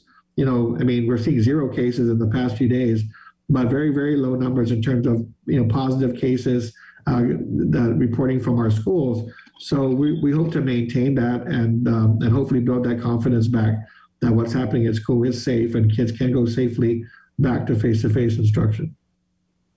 Do you think that number will go up with the Omicron variant spreading widely in the States? Well, I think those who are back at school, I think those who are back at school may have a more favorable experience knowing that the case numbers are low, getting used to the routine. There was a lot of anxiety in the first week, but I know a lot of teachers, a lot of administrators and students, are feeling better about where we are now because, the numbers have really been low. So I don't think really things will change unless we start to see, another spike start to happen in those numbers. And so, we track every day, we report every day, we report every week what those trends look like. And so, right now we are monitoring because we do hear from public health that Omicron, it may be here already or definitely coming, and we certainly recognize that. One of the things we have to really learn more about is there seems to be some debate about, knowing that it's more contagious, but not really being sure whether it has the severity of the past variants. So that's something that we need, I hope the public health will help us factor into the equation and how we should be reading these numbers. So, hopefully we'll go into the break. We'll learn more about, on the public health side, and then coming back in January, hopefully have a better read on what's coming our way. But I think that, for now, what I'm hearing, and this is just anecdotal, what I'm hearing from parents and students is that, yes, it was hard to come back and feel safe, but now that we're back in the groove, people do feel more confident. But I know that, if you see an uptick in numbers community-wide, I'm sure that's going to raise questions and anxieties again. And so we'll have to, we're with the community in that standpoint. We don't know the public health side, or we're not the experts on the health side. So what we're doing is, similar to what our parents, our families are doing. We're watching the numbers and we're trying to make informed decisions about what we can do to safely, continue at school. Are you ready for the virtual oversight hearing today in regards to your guys' budget? Yes, I don't think, I think we're there ready to present information as needed to the Education Committee. The two things there that I believe are on the agenda are, one is our local budget. And I think like you, just the legislature following our discussion about the $45 million operational shortfall that we identified for the board. And then of course we came back to the board with a plan to address that shortfall, using as much as we can from allowable federal funds. So that's something we'll walk through that plan, which I've shared with the legislature, just for them to review today so we can go over that. And then the other part of the agenda was federal funds. And it said all federal grants. So that, may include our annual consolidated grant, but I'm sure they're going to want to know about our ESF and ARP grants that we're currently using as part of COVID-19 relief. So, we're happy to discuss, the issue and share where we are with resources. And I don't think it'll be much surprise there. These are things that we talk about in public regularly. So, it'll just be a matter of ensuring that the information that they need is transmitted and provided for their purposes. Yeah, John, is your Xerox machine working over there at GDOE? For what? Oh, everything's electronic now. Everything. No, because there was a hospital hearing, and I think Speaker was trying to ask the hospital people, "Hey, where's these documents?" They're like, "Oh, our Xerox machine is broken." Oh my gosh! I have to say that in the past couple of years, I have appreciated the fact that we have everything electronic now, because I was trying to look back a few years, trying to explain the fact that when we say shortfall, it's something that it's not something that we just had occur this year. If you go back several years, you can track from where we were with 237 million budget to where we are today, a 206 million budget. the demands haven't changed, the requirements haven't changed, the mandates haven't changed, but the dollar amount has changed. So, that's something that we understand. There's a financial challenge that the island has to deal with. Some of it, coming from other sources, some of it coming from COVID-19.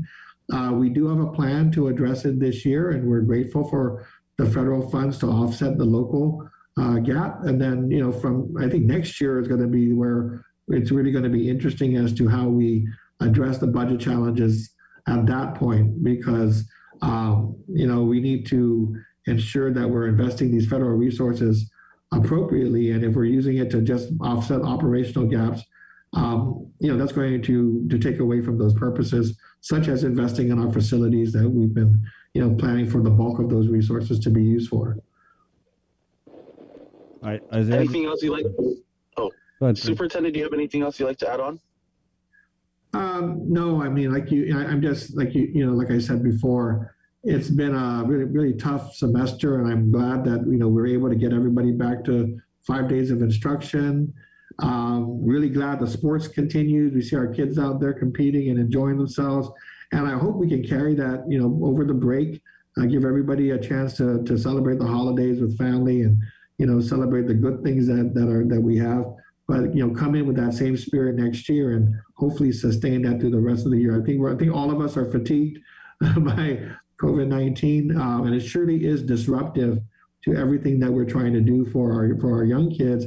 So we're hoping that we can, get through this and continue to focus on education matters, on educational issues, and kind of move past this health emergency.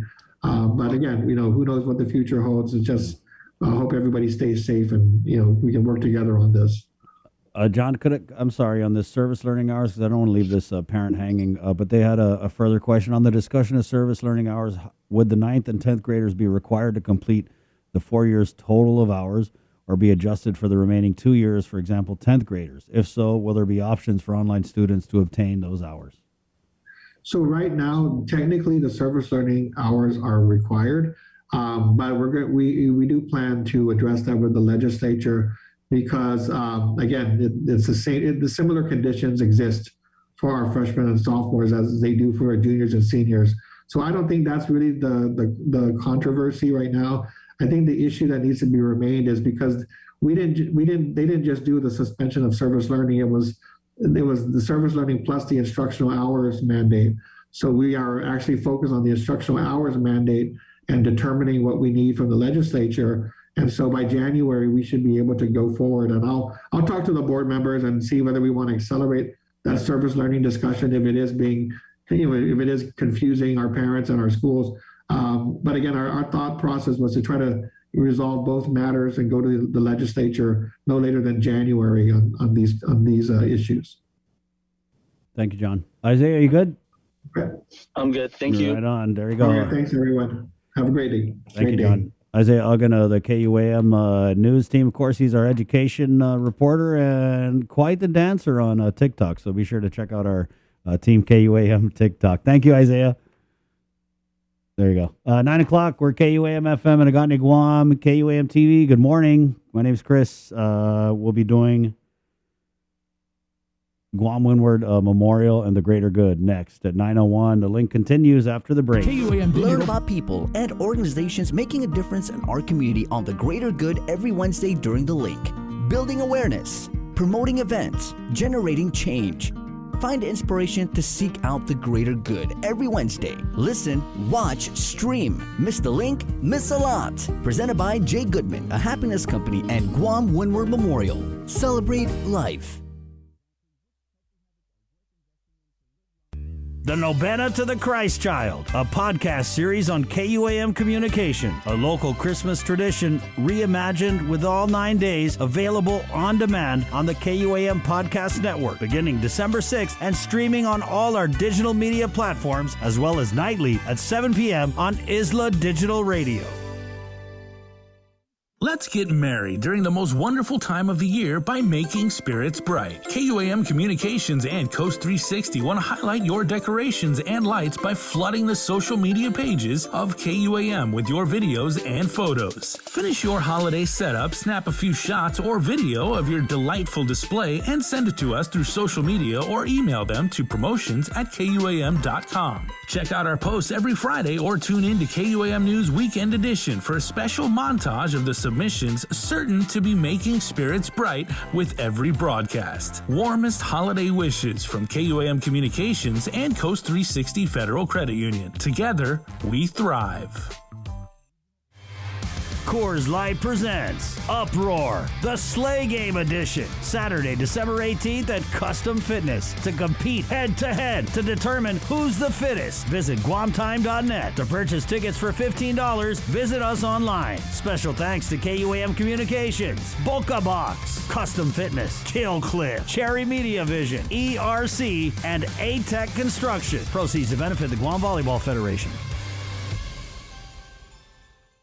The holidays are here, and you know what that means. Time to gather with family and friends, dress up our homes, and explore the Christmas season in paradise. Why not share these moments for a chance to win $100 in cash? Log on to visitguam.com/Instaguam today to participate in the Guam Visitors Bureau's #Instaguam photo and video contest. A winner will be chosen every week, so share your best holiday moments now and win. Brought to you by GVB, making Guam a better place to live, work, and visit.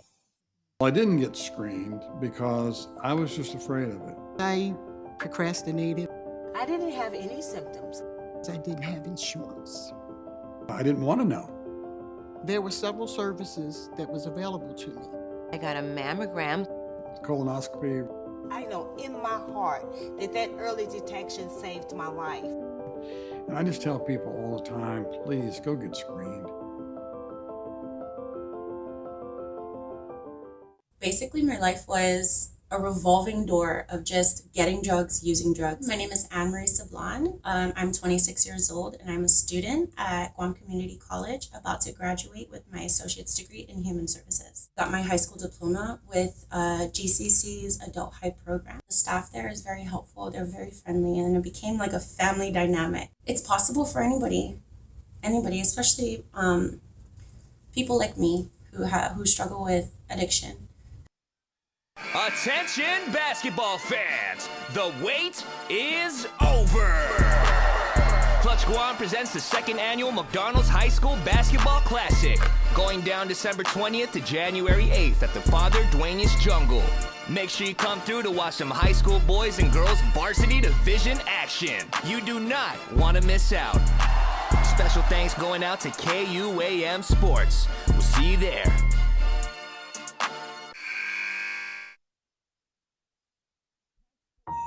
My favorite Christmas memory would have to be when I was growing up, and it would be a couple days after Thanksgiving, and my mom would ask me to take out the tree and the decorations, and we would break out the Christmas cassette tapes and just be blasting the music while we were setting up the tree. I think that's why I gravitate towards the Christmas classics like the Carpenters and the Beach Boys and Bing Crosby, and that stands out as my favorite Christmas memory. Far away from home, but not from our hearts. The following special season's greetings from our troops overseas and around the world for you at home. Buenos and half a day. My name is Chief Master Sergeant Daniel Stone, State Command Chief, Guam Air National Guard. I'm Brigadier General Frenchie for Commander of Guam Air National Guard, and we just want to wish you a Merry Christmas, Happy New Year. And we'd also like to extend our gratitude and thanks to our community for their continued support of the Guam Air National Guard. Merry Christmas. Merry Christmas. These special season's greetings from our troops are brought to you locally by the station bringing families together, KUAM Communications and Coast 360 Federal Credit Union. Together, we thrive.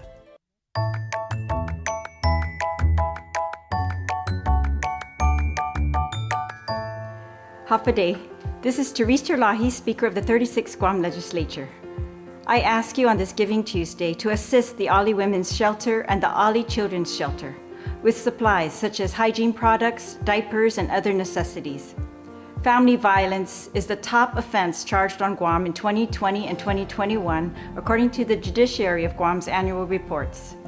Guam has the second highest number of sexual assaults per capita in the nation. And our 2020 statistics indicate that out of 73 sexual assault cases reported, 50 involve minors. Let's together ensure that women and children have a safe place to escape the abuse and begin their new lives.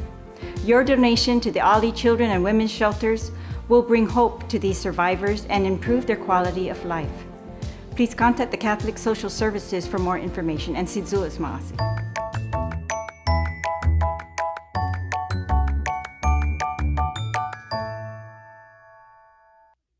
See what's on TV tonight with schedules, network news and notes, local promotions and giveaways on KYM Communications social media pages. Like and follow us on Facebook or Instagram now for all the latest and never miss out.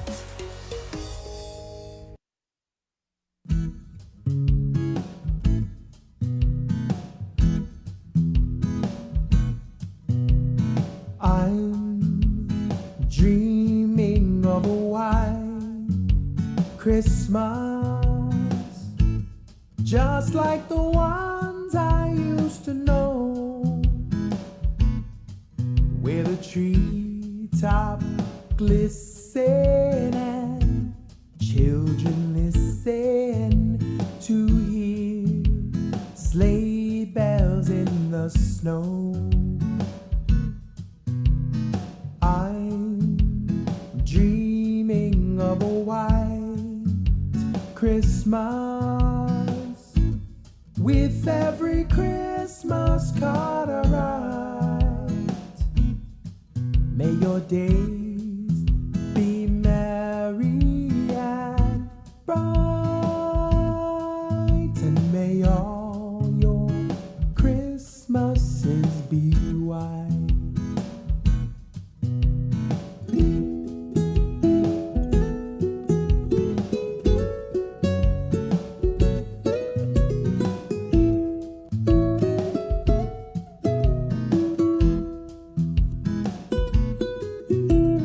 Hey, good morning. It's time for The Greater Good with our friends at Guam Windward Memorial, and we have Maisie joining the show now. Hi, Maisie. Good morning. Hi, good morning. Merry Christmas. Merry Christmas.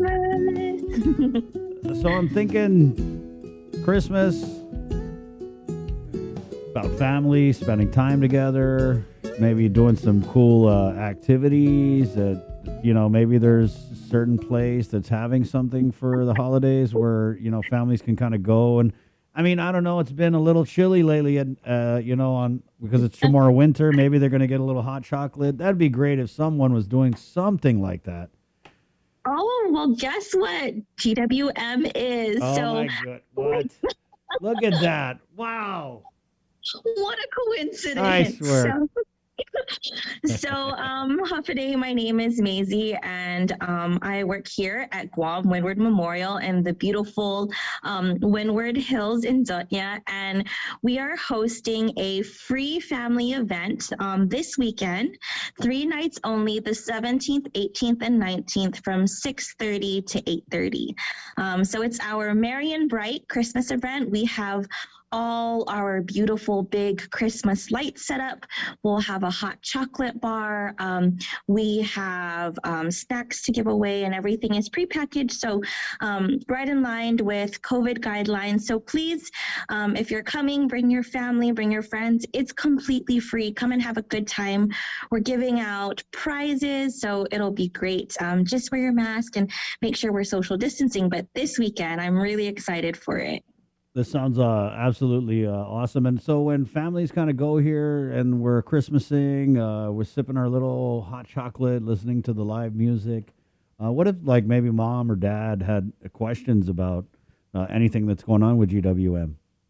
Oh, yeah, Absolutely. And we'll be here to help. I know sometimes people think that we can answer any questions that you have. And one of the top questions is when we have events here is, Maisie, why in the world are you having events at a cemetery, right?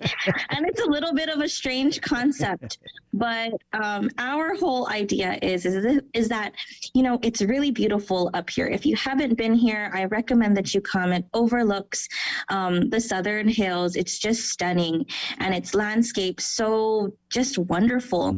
And when we have these events here, we want you to create these incredible good memories with your families. So if you choose to be laid to rest here, you have all these wonderful memories. It's not just a place that you come to and it brings back sad memories. It'll be where you have all these good memories as well. So you're saying, let's say, and I drive by a lot, and the view is, I mean, if I was going to spend a long time somewhere, that would definitely be one of the spots that I would pick, because the view of the valley, and then you can see Fenna a little bit. So you're basically saying, if we show up to this event and then, you know, God forbid something happens to me when my kids come to visit me at GWM, maybe a part of them says, hey, remember when we had the hot chocolate here and Dad sang those Christmas songs and it was just really cool time, right? So that's kind of what you're going for with this. Yeah. And we actually do have a family that is laid to rest here. A mother and, you know, her family actually chose this place because they came to all of our kite flying events. So really cool. And they come and they hang out and they bring their beach chairs and it's just nice. They have a great time. And but again, it's filled with great memories as well.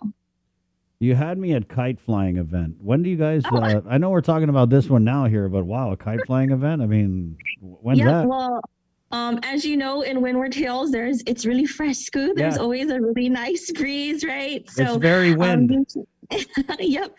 So for Memorial Day, we usually have a kite flying event. So, we've had a kite flying event. Sometimes people come and they actually just walk around our park. They bring their bikes, but now that the restrictions are a little bit more loose, we're able to have just an in-person event outdoor where people can still come and be able to be safe. Right. Yeah. And you guys go and check that out. It sounds like an awesome thing. And you got some lights down there, I'm assuming.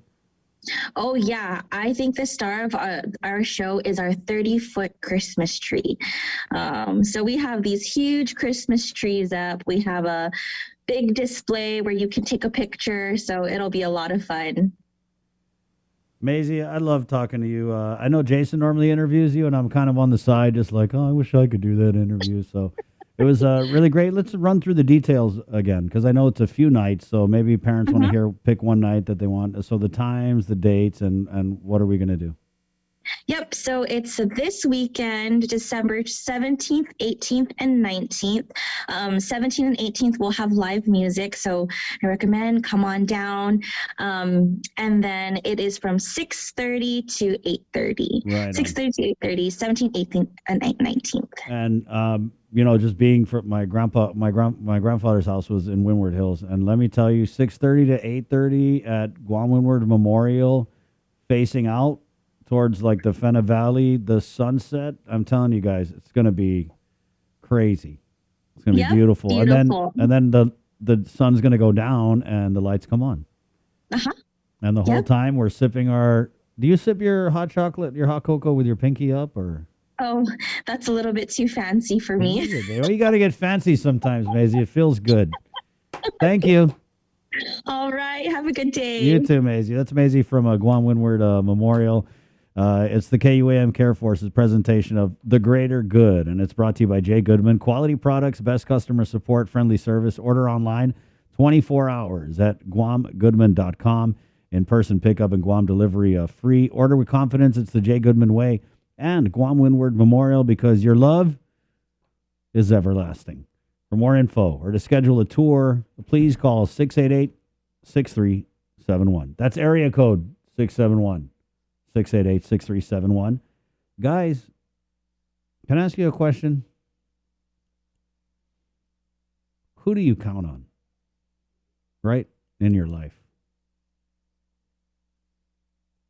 Wow, that's That's very touching. Well, call up and tell it to my face. Okay? 671-637. Was that the right way to put that, sir? Maybe not, right? Tell it to my face. It's a little rough. But yeah, we're doing the Cowboys Insurance Count on Us for Life giveaway. And all you got to do is call us here, 671-637-0094. Tell us who you count on in your life and why. And we're going to hook you up. I mean, it's so easy. Really, it's too easy. It's too easy. It is. I was like, this is too easy. But thank you to Cowboys Insurance. And our prizes for today, guys, we have a $25 gift certificate from Nana's Cafe and $25 in Shell Gas. We're going to get 2 winners, okay? And then our other prizes, we got $20 at Delmonico, which is great. You're going to get an awesome meal there, 25 Shell. That should juice up your vehicle nicely. And let's go ahead and go to the phones where we're going to get a winner here. The link, good morning. Who's this? Good morning, Chris. This is Mary Beth Torres. Hi, Mary Beth Torres. Good morning. How are you today? Good morning. How are you all doing? We're doing pretty. Joe, are you okay? Right. Well, it's Joe Sir's birthday, so he's doing pretty good. And Happy birthday. She said happy birthday. He's wearing a Santa hat, which makes me feel very un-Christmas, but it's really nice to see. So he's doing good. I'm doing good. How are you doing? Good, good, good? I'm doing very well. Thank you so much. Happy holidays to everybody. Merry Christmas. I want to ask, who do you count on in your life? And maybe tell us why. I have to tell you, it's my husband, Victor. You know, he's just the most wonderful husband. We've been married 28 years, almost 29. And I don't know if you remember, but I was off island for about 2 years taking care of my dad. And I had been, listening to you guys in the States. And my husband was back here holding down the fort. And, he always says family first. And he never complained once, that I was away taking care of my dad. And he was fully supportive and there for me. And how many husbands really would just be, go 2 years, take care of your dad. I'll take care of things here. Right. And it meant the world to me and to my family. And I don't know how I'll ever thank him, but he's just a really wonderful husband and wonderful guy. That's awesome, Mary Beth. So you guys been married 28 years, and I'm pretty sure when he put a ring on it, he probably didn't think there would come a point in your marriage where you guys would be doing long distance. No, we never ever thought of that, and you just never know what's in the future. But boy, for better or for worse, he meant it, and I meant it, and we've put it to the test, and it's been because of him. I was able to take care of my dad, and I won't have those regrets that I wasn't there. So I just, if there's a little bit of way I can thank him and let everybody know he's wonderful. Thank you for the opportunity to say that.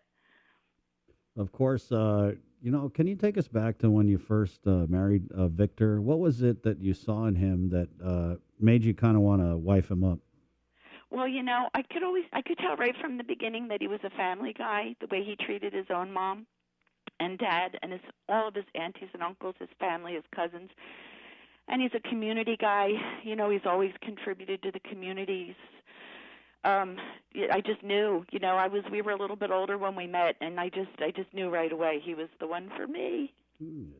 Was there ever a point when you were off island for those 2 years taking care of your dad where you guys hit a little bit of a rough patch? No, honestly, no. It just things just got stronger, to be honest with you. Things just seemed to get stronger, believe it or not. I want to ask, how's your dad? Did he pass? He did pass, Okay. Chris. Thank you for asking. But we were with him. I was with him right till the end, and he went peacefully. And he was a good guy. He was a World War II veteran. He served here on Guam in World War II. And I know that Victor was there for you then too, right? Oh, absolutely. Yeah, all the way. And, my family just adores him, as do I, because for many reasons, but especially for that I was able to be there without a worry, because he was back here doing everything that needed to be done here with our house and our pets and take care of things here, so that I had that peace of mind to be able to give 100% to my dad. That is so awesome to hear, Mary Beth. I know there's a lot of ladies listening to this right now saying, darn, that good one is taken. That's right. That's right. Sorry, ladies, he's all mine. Sorry, not sorry. Well, Mary Beth, congratulations. We got you a gift certificate from Nana's Cafe, and then we're going to gas you up a little bit, courtesy Calvo's Insurance. Count on us for life. Thank you so much, Chris. I really appreciate it. And thanks for letting me tell my story. Mary Beth, thank you for sharing it with us. Really, I know that I'm getting some messages here on my phone and then the Facebook comments. They're very, very, people are loving what you were just saying there, Mary Beth. Oh, my goodness. Thank you for telling me that. This just made my day. Hold on, Ken. I'm going to get all your information, and we'll tell you how to hook up with your prize. Mary Beth there with we've heard some really good stories. I want to thank Calvo's Insurance because, I mean, yeah, it's a radio contest and it's all fun and games and stuff, but this was a contest where you guys really got an opportunity to not just win cool prizes, but to share with us and to have this conversation about, hey, who do you count on in your life and why? And, you know, it's cool, that sharing, because we haven't always had that, right? During the pandemic, it's not like I would go up to you when we're in a lockdown, like, hey, who do you count on in your life? Oh, wow, that's cool. You know, so it's a good opportunity to kind of talk to people, which is something we haven't really been able to do a lot of the last couple of years. It's 9:23. We're going to do another Calvo's Insurance giveaway coming up right here on the link. It's Wednesday, December 15th. The show continues next. Hey, Jack. Is it true, Jack in the Box? The world of television is more exciting than ever. Don't miss a minute of special presentations from NBC on KUAM TV 8 or from CBS on KUAM TV 11. Every month, we'll bring you the fun and excitement of award shows and red carpet moments, special series presentations, and other great network programs. Brought to you locally by King's Restaurant, Ruby Tuesday Guam, and Docomo Pacific, giving you more reasons to tune in and turn on. Fall in love with TV again with the best from KUAM Communications. See what's on TV tonight with schedules, network news and notes, local promotions and giveaways on KUAM Communications social media pages. Like and follow us on Facebook or Instagram now for all the latest and never miss out. Say hello to the First Hawaiian Bank mobile app. Want a better look at your spending? With MoneyMap, you can automatically create budgets and manage where your money is going. Know when you have a green light or when it's time to slow down. Maybe cook more meals at home this week. Set your goals, track your progress, and find your way to exactly where you want to be. With MoneyMap from the First Hawaiian Bank mobile app. It all starts with yes. GU Self-Storage, conveniently located near the Harmon McDonald's. We offer affordable rates, online payments, and auto bill pay for your convenience. Plus gate access daily from 6 a.m. to 9 p.m. Call us today at 648-7867 for more information. Mariana's Irrigation and Landscape Superstore. Stop on by and visit our showroom today. We offer everyday low prices on all major outdoor power equipment like bush cutter, chainsaw, power washer, generators, and more. Need service, repair, maintenance? Well, check out Guam's best superstore only at Mariana's Irrigation and Landscape, located in Barragata along Army Drive between Submarina and Besta Market. Call 735-7446 for more information. Now shipping to surrounding islands. Mariana's Irrigation and Landscape Superstore. Get the job done the right way by getting the right stuff at East West Rental Center. With years of experience helping builders, we definitely got what you need. Call 646-1463 or visit us in Upper Tumon. Open Monday to Saturday from 7 a.m. to 5 p.m. and on Sundays from 8 a.m. to 5 p.m. Do you feel like you're missing out on something? Make life more rewarding with Pacific Points. Earn and redeem points for bill rebates and free load at IT&E, discounts on fuel at Shell, vouchers at Foodies, and United Mileage Plus miles. You can even pay with Pacific Points at IT&E, Shell, and Foodies. Pacific Points. Do more, get more. Let's get merry during the most wonderful time of the year by making spirits bright. KUAM Communications and Coast 360 want to highlight your decorations and lights by flooding the social media pages of KUAM with your videos and photos. Finish your holiday setup, snap a few shots or video of your delightful display, and send it to us through social media or email them to promotions@KUAM.com. Check out our posts every Friday or tune in to KUAM News Weekend Edition for a special montage of the submissions certain to be making spirits bright with every broadcast. Warmest holiday wishes from KUAM Communications and Coast 360 Federal Credit Union. Together, we thrive. The Novena to the Christ Child, a podcast series on KUAM Communication, a local Christmas tradition reimagined with all 9 days available on demand on the KUAM Podcast Network beginning December 6th and streaming on all our digital media platforms as well as nightly at 7 p.m. on Isla Digital Radio. The holidays are here, and you know what that means. Time to gather with family and friends, dress up our homes, and explore the Christmas season in paradise. Why not share these moments for a chance to win $100 in cash? Log on to visitguam.com/Instaguam today to participate in the Guam Visitors Bureau's #Instaguam photo and video contest. A winner will be chosen every week, so share your best holiday moments now and win. Brought to you by GVB, making Guam a better place to live, work, and visit. Coors Light presents Uproar, the Sleigh Game Edition, Saturday, December 18th at Custom Fitness to compete head-to-head to determine who's the fittest. Visit guamtime.net. To purchase tickets for $15, visit us online. Special thanks to KUAM Communications, Boca Box, Custom Fitness, Kill Cliff, Cherry Media Vision, ERC, and A-Tech Construction. Proceeds to benefit the Guam Volleyball Federation. KUAM's multi-platform morning show, The Link, just got a little more delicious with Feed Me Fridays. Chris, Sabrina, Jason, and the rest of the morning crew will take some time off each Friday to talk, taste, and tempt you with all the latest and greatest food and drinks on Guam. Old faves, new hits, and everything else we can put in our bellies. It's Feed Me Fridays on The Link. Brought to you by King's Restaurants, Ruby Tuesday Guam, and Devondale. Real milk from free grazing cows. Catch Sports Link on the KUAM News Morning Show, The Link, every Friday for the latest sports news, game schedules, athlete profiles, and more. Sports Link airs every Friday across the multi-platforms of KUAM. Tune in to the broadcast on Breeze 93.9 FM, on KUAM TV 11, live stream through the KUAM News Facebook page, or view highlights on YouTube, KUAM News Facebook, and Instagram page. Sports Link is brought to you by Mariana's Irrigation and Landscape.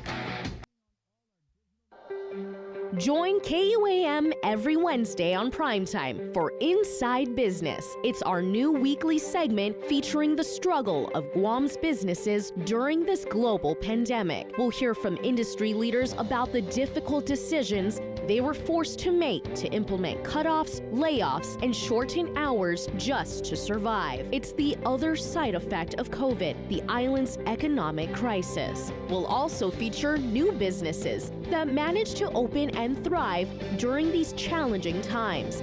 It's Inside Business every Wednesday on KUAM News Primetime. The relationship between Guam and Manila, Philippines is undeniable as we share similar cultural traditions, history, and heritage. With generations of Filipinos calling Guam home, KUAM presents a monthly look at the capital city, featuring in-depth and engaging interviews on everything from medical tourism to new business and government leaders. Veteran newscaster Nestor Lecanto delivers Beyond Our Borders. This special program is brought to you by KFC. Pacific Matters is a half-hour news, culture, and lifestyle show focused on issues that impact Guam, the Northern Mariana Islands, and the larger Pacific region. Join Tomas Magonia every Monday to discuss politics, trends, and take a deep dive into the issues changing our island home, because what happens in the Pacific matters.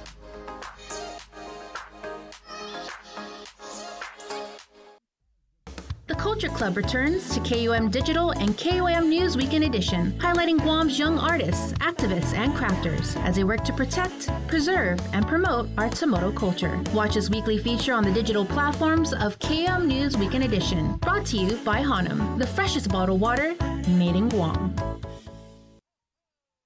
Far away from home, but not from our hearts. The following special season's greetings from our troops overseas and around the world for you at home. Hafanay, soldiers, airmen, and families. On behalf of my family and the command team, we would like to wish you happy holidays, and we are looking forward to seeing you in the upcoming new year. We also want to thank you for everything that you have done to protect the island of Guam, not only this past 2020, but also in 2021. You've done remarkable work, and we could have never accomplished the mission without you being right there with us. We're so grateful. We're so thankful. We wish you all the best, and we want to wish you a Merry Christmas and a Happy New Year. Stay safe, be blessed. We love you. Buenas and Happy Guahan. Name's Bassan Flores here at Fort Bliss, Texas, attending Sergeant Major Academy. I want to wish my family and friends Merry Christmas and Happy New Year. Happy Master Cruz Anthony, reporting from Fort Bliss, Texas, at the Sergeant Major's Academy. Just want to wish my family, the organization back home, Merry Christmas and Happy New Year. Love and miss you all. Happy, I'm Sergeant Major Ronald Brantley, an instructor at the United States Sergeant Major's Academy at Fort Bliss, Texas. I want to wish my family back home Merry Christmas and a Happy New Year. Happy, this is Chaplain Tamada. Happy, I'm Specialist Joe. I'm Specialist Tapahago. PSC Smith, and we're at the Northern Regional Community Health Center. Here with Task Force Support, we want to thank you for all your support to help protect the island from COVID-19. We thank you for being vaccinated, and also we thank you for being tested as well. We just want to say Merry Christmas and Happy New Year. These special season's greetings from our troops are brought to you locally by the station bringing families together, KUAM Communications and Coast 360 Federal Credit Union. Together, we thrive.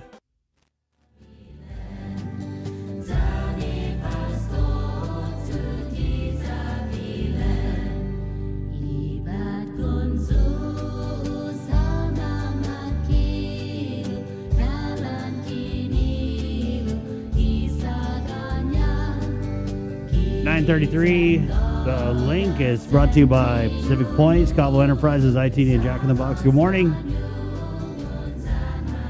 9:33. You know, we have a pretty good baker here on the team. She's known as a baker. I'm just known for getting baked. Talking about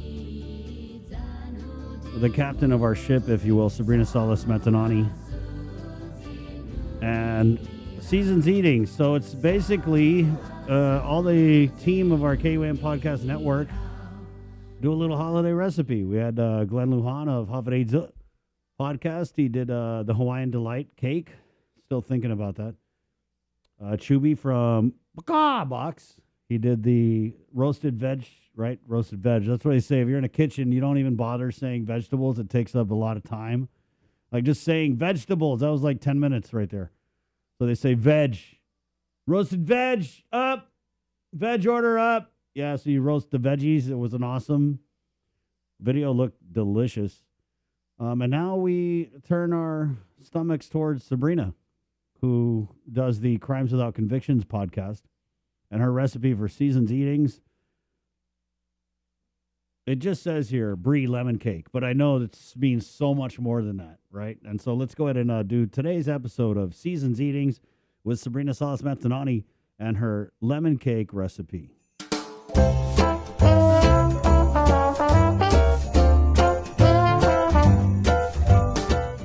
How's it, everybody? For holiday eatings, I'm making a lemon pound cake with lemon glaze. I hope you enjoy it. Happy holidays.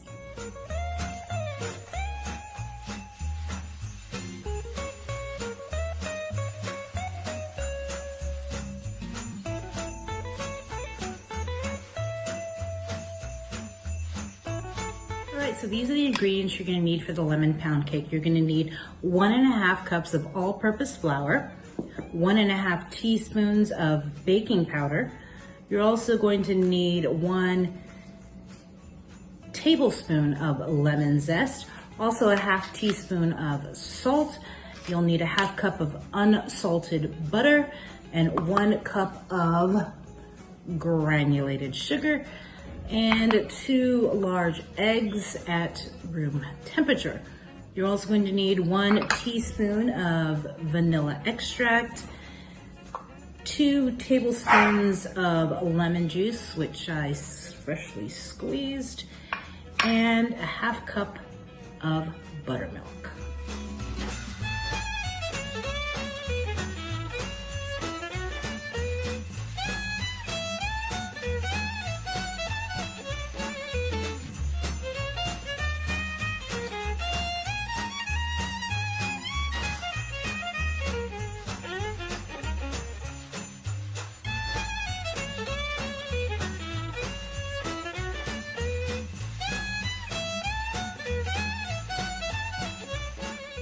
After setting the dry mixture aside, we're gonna put the sugar now into the bowl. And we're gonna cream the butter along with it. Okay, so.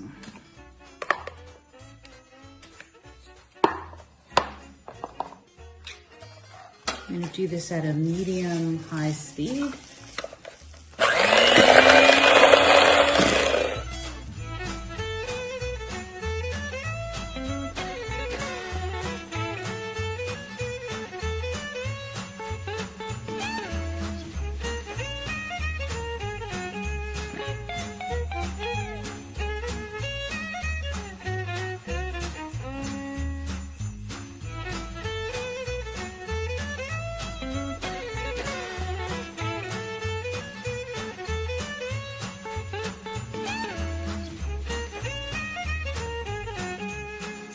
Time now to add in our dry mixture.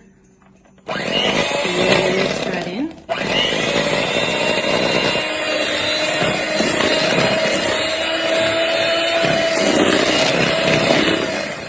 All right, so now we're going to take the batter and we're going to put it into the Bundt pan, and we're going to bake it for 45 to 55 minutes.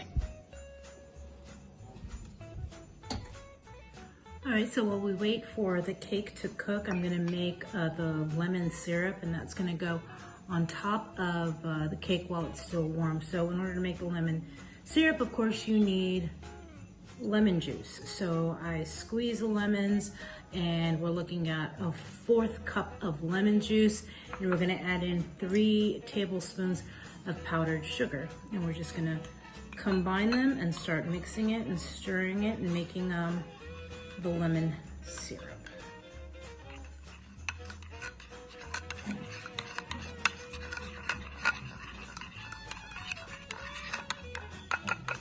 Okay, so the cake is done. Here's what it looks like. I already took it out of the pan, and according to the recipe, we're now going to put the lemon syrup while the cake is still warm, brush it on top of the cake.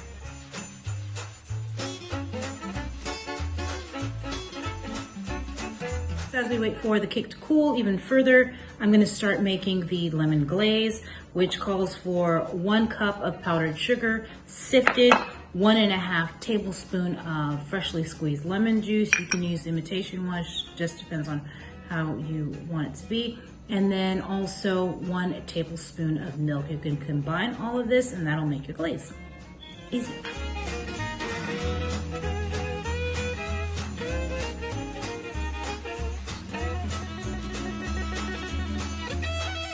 And here's the final product. I added some powdered sugar and some strawberries on top. That's holiday eatings. Merry Christmas!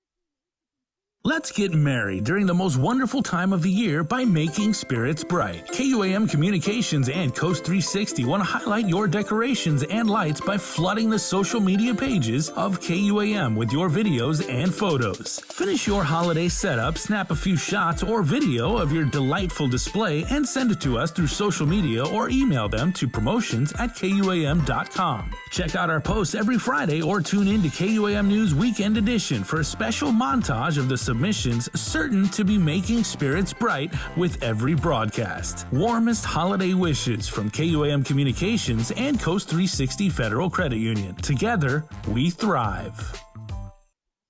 Half a day. This is Governor Lou Leon Guerrero. If you're struggling to pay rent and utilities because of the pandemic, your government can help. Our Emergency Rental Assistance Program provides direct relief to you. To date, over $6.9 million has helped over 1,500 households. Apply online at eoa.guam.gov or call the Department of Administration's Emergency Rental Assistance Program at 671-638-4518 or 19.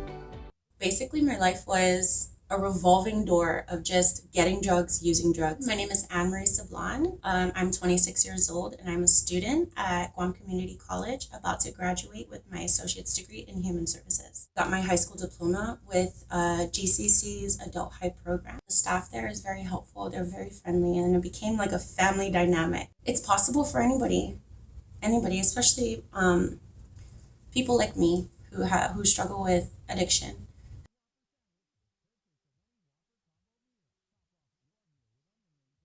I didn't get screened because I was just afraid of it. I procrastinated. I didn't have any symptoms. I didn't have insurance. I didn't want to know. There were several services that was available to me. I got a mammogram. Colonoscopy. I know in my heart that early detection saved my life. And I just tell people all the time, please go get screened.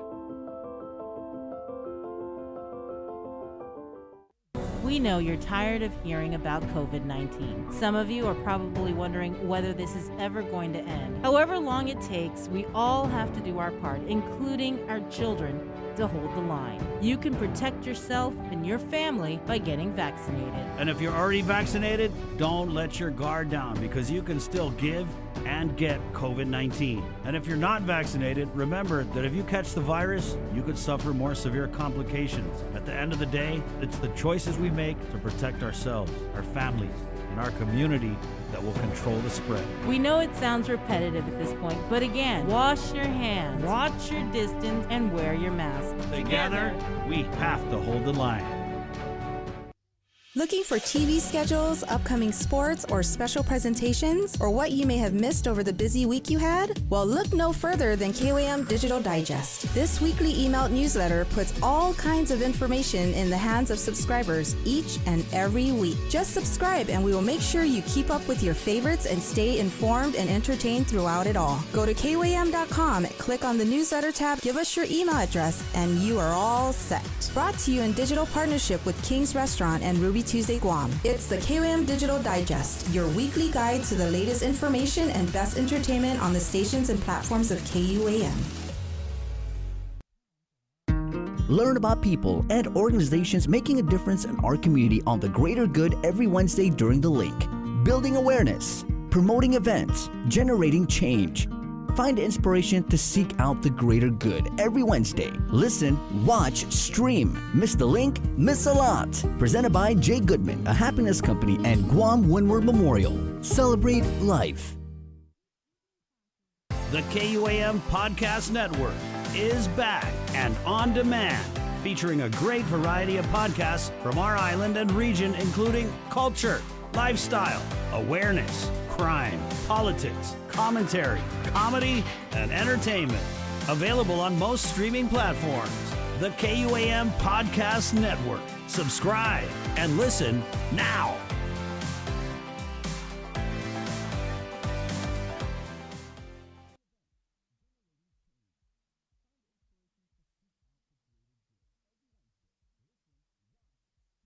See what's on TV tonight with schedules, network news and notes, local promotions and giveaways on KUAM Communications social media pages. Like and follow us on Facebook or Instagram now for all the latest and never miss out. 93.9 FM.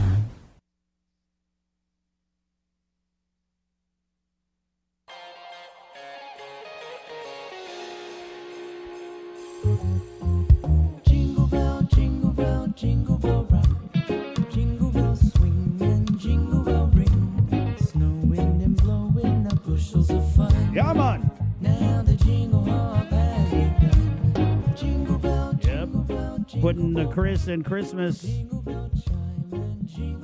You're welcome. Good morning. This is Peter Cruz. Hunley.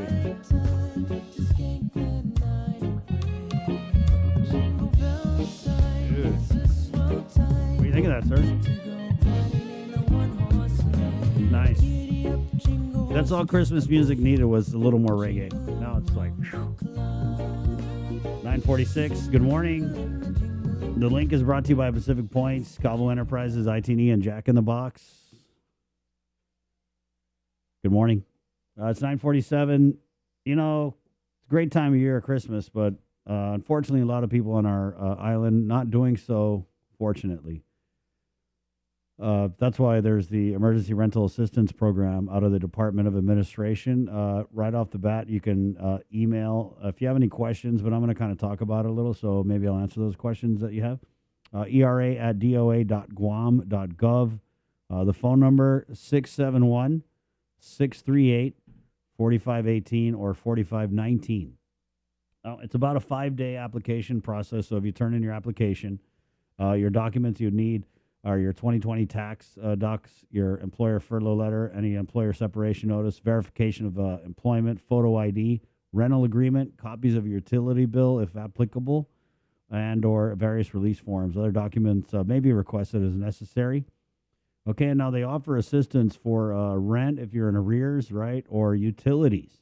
And utilities include water, power, and even internet, right, because internet has become such a crucial component of our lives during this pandemic, as many people are WFH, right, working from home, or, SFH, schooling from home.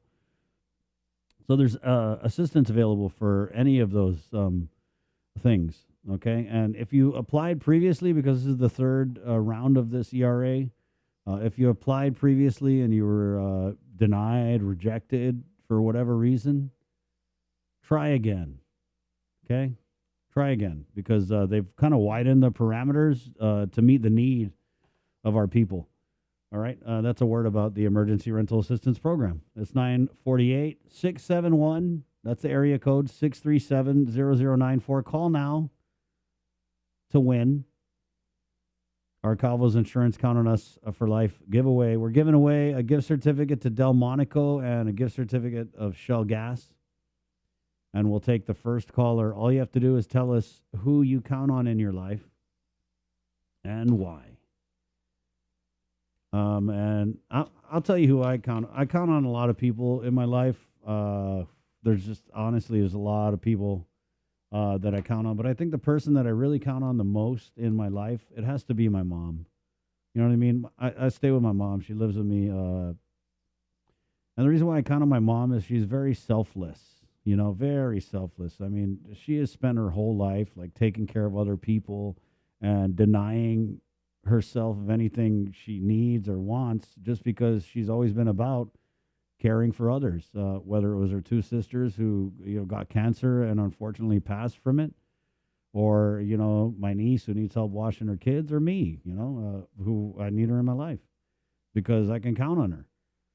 She's always there, even when I don't know if I need something, she'll do it, and I'm like, wow, I didn't even know I needed that. And, mother knows best. I grew up without my dad, and so my mom has just always been there for me ever since. I might not know how to change oil in a car, but I can clean house pretty damn good, thanks to my mom. So that's who I count on in my life. Again, I said it's a long list, so if I count on you and you know it, don't get mad. I'll get to you next time. I just got to give props to mom, though, right? 951. So call now, guys, 671-637-0094, and you will win. We have, again, the Delmonico gift certificate and the Shell Gas gift certificate. It's so easy. You just call, and we actually have a caller on hold. We're going to get to you. Or try again, and I'll put you on hold. Sorry. But there's also another way to win this, and you can go to calvos.com, okay, and enter there. And they've got 3 grand prizes. It's a grand prize. 1 is a family staycation for the person you can count on. 2-night stay for a family of 4 at the Lotte Hotel Guam. Meals included are dinner on check-in day, breakfast, lunch, and dinner on the following day, and breakfast on checkout day. Wow, that's crazy. The person who nominated the winner wins $300 of Lone Star gift certificates. Then they've got 2, not 1, but 2 $1,000 Payless shopping sprees for the person you can count on, okay?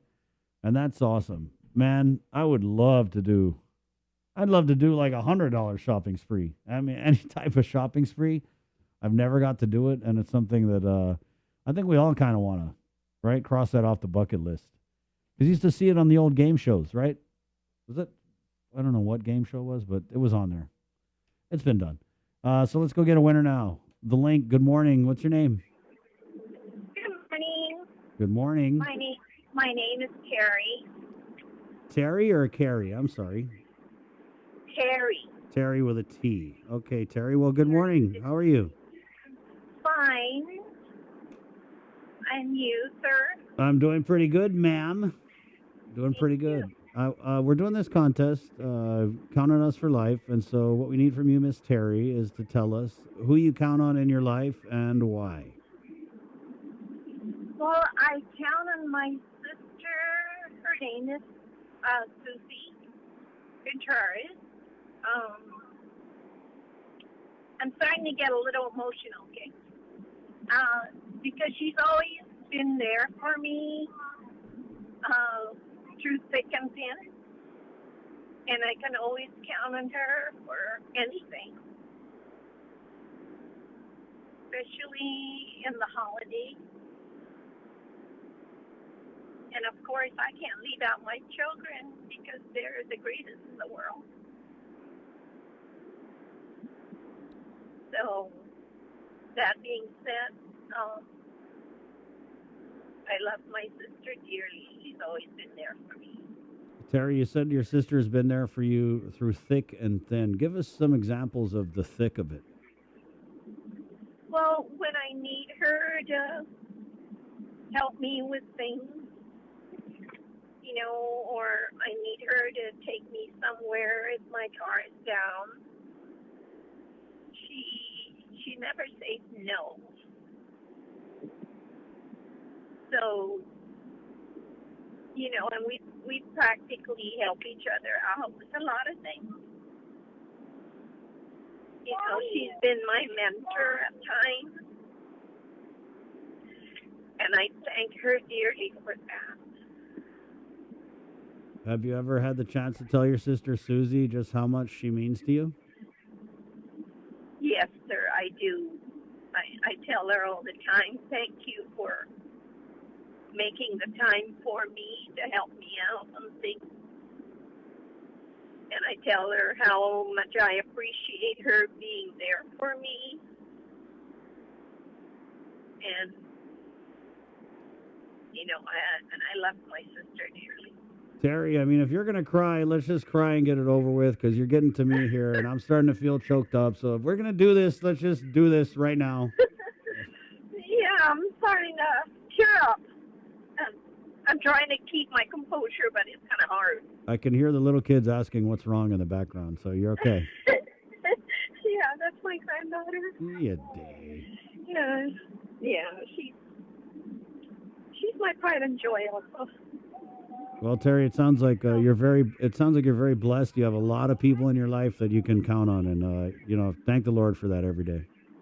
I do, sir. I thank the dear Lord for being there for me also.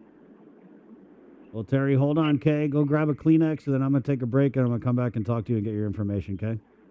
Okay, thank you, sir. Thank you. And I just want, there's Finadeni in my eye, is what it is. All right. We're going to take a quick break and close out the show next, right here on the link. And thank you to Calvo's Insurance. We're doing this again tomorrow and Friday, guys. So if you know someone in your life that you count on, keep it in mind and call and share it with us tomorrow and Friday. Go to calvos.com, enter there. Tell them you enter, you nominate someone you can count on, and then not only could they win those prizes I told you about, but you can win $300 in Lone Star gift certificates. And I'm thinking if you win the $300 in Lone Star gift certificates, guess what you're bringing to the gathering?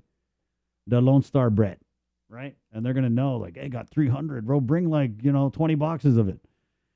So go to calvos.com, and thank you to Calvos Insurance for jamming with us on this Count on Us for Life giveaway. It's 9:56. Quick break. Wrap the show like Balutan next, right here on the link. Good morning. Far away from home, but not from our hearts. The following special season's greetings from our troops overseas and around the world for you at home. Hafane, soldiers, airmen, and families. On behalf of my family and the command team, we would like to wish you happy holidays, and we are looking forward to seeing you in the upcoming new year.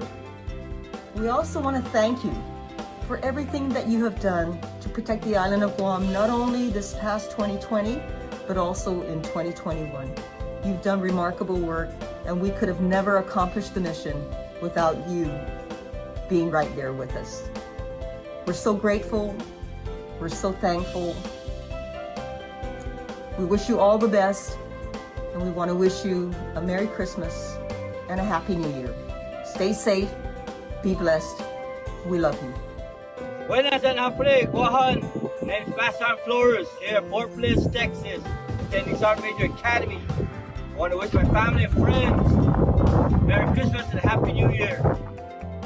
Apre, Master Cruz Anthony, reporting from Fort Bliss, Texas, at the Sergeant Major's Academy. Just want to wish my family, the organization back home, Merry Christmas and Happy New Year. Love and miss you all. Off day, I'm Sergeant Major Ronald Brantley, an instructor at the United States Sergeant Major's Academy at Fort Bliss, Texas. I want to wish my family back home Merry Christmas and a Happy New Year. Afre, this is Chaplain Tamada. Afre, I'm Specialist Joe. I'm Specialist Tapahago. PSC Smith, and we are at the Northern Regional Community Health Center. Here with Task Force Support, we want to thank you for all your support to help protect the island from COVID-19. We thank you for being vaccinated, and also we thank you for being tested as well. We just want to say Merry Christmas and Happy New Year. These special season's greetings from our troops are brought to you locally by the station bringing families together, KUAM Communications and Coast 360 Federal Credit Union. Together, we thrive.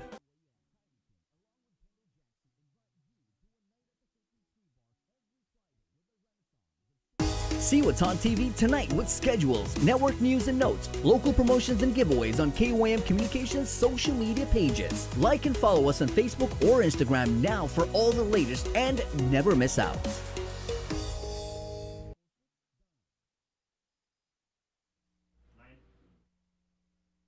Oh, good morning. Hi.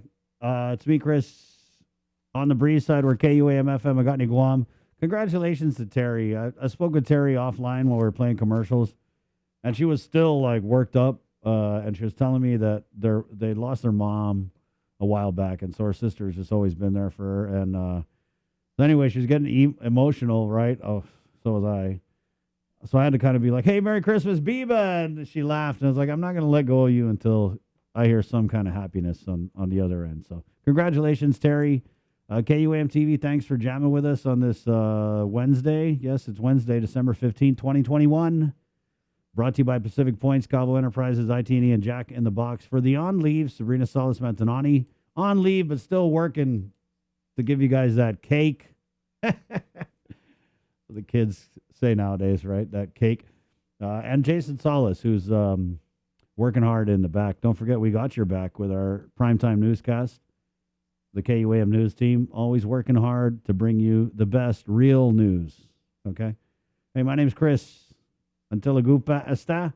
Adios! The end of the year is approaching fast.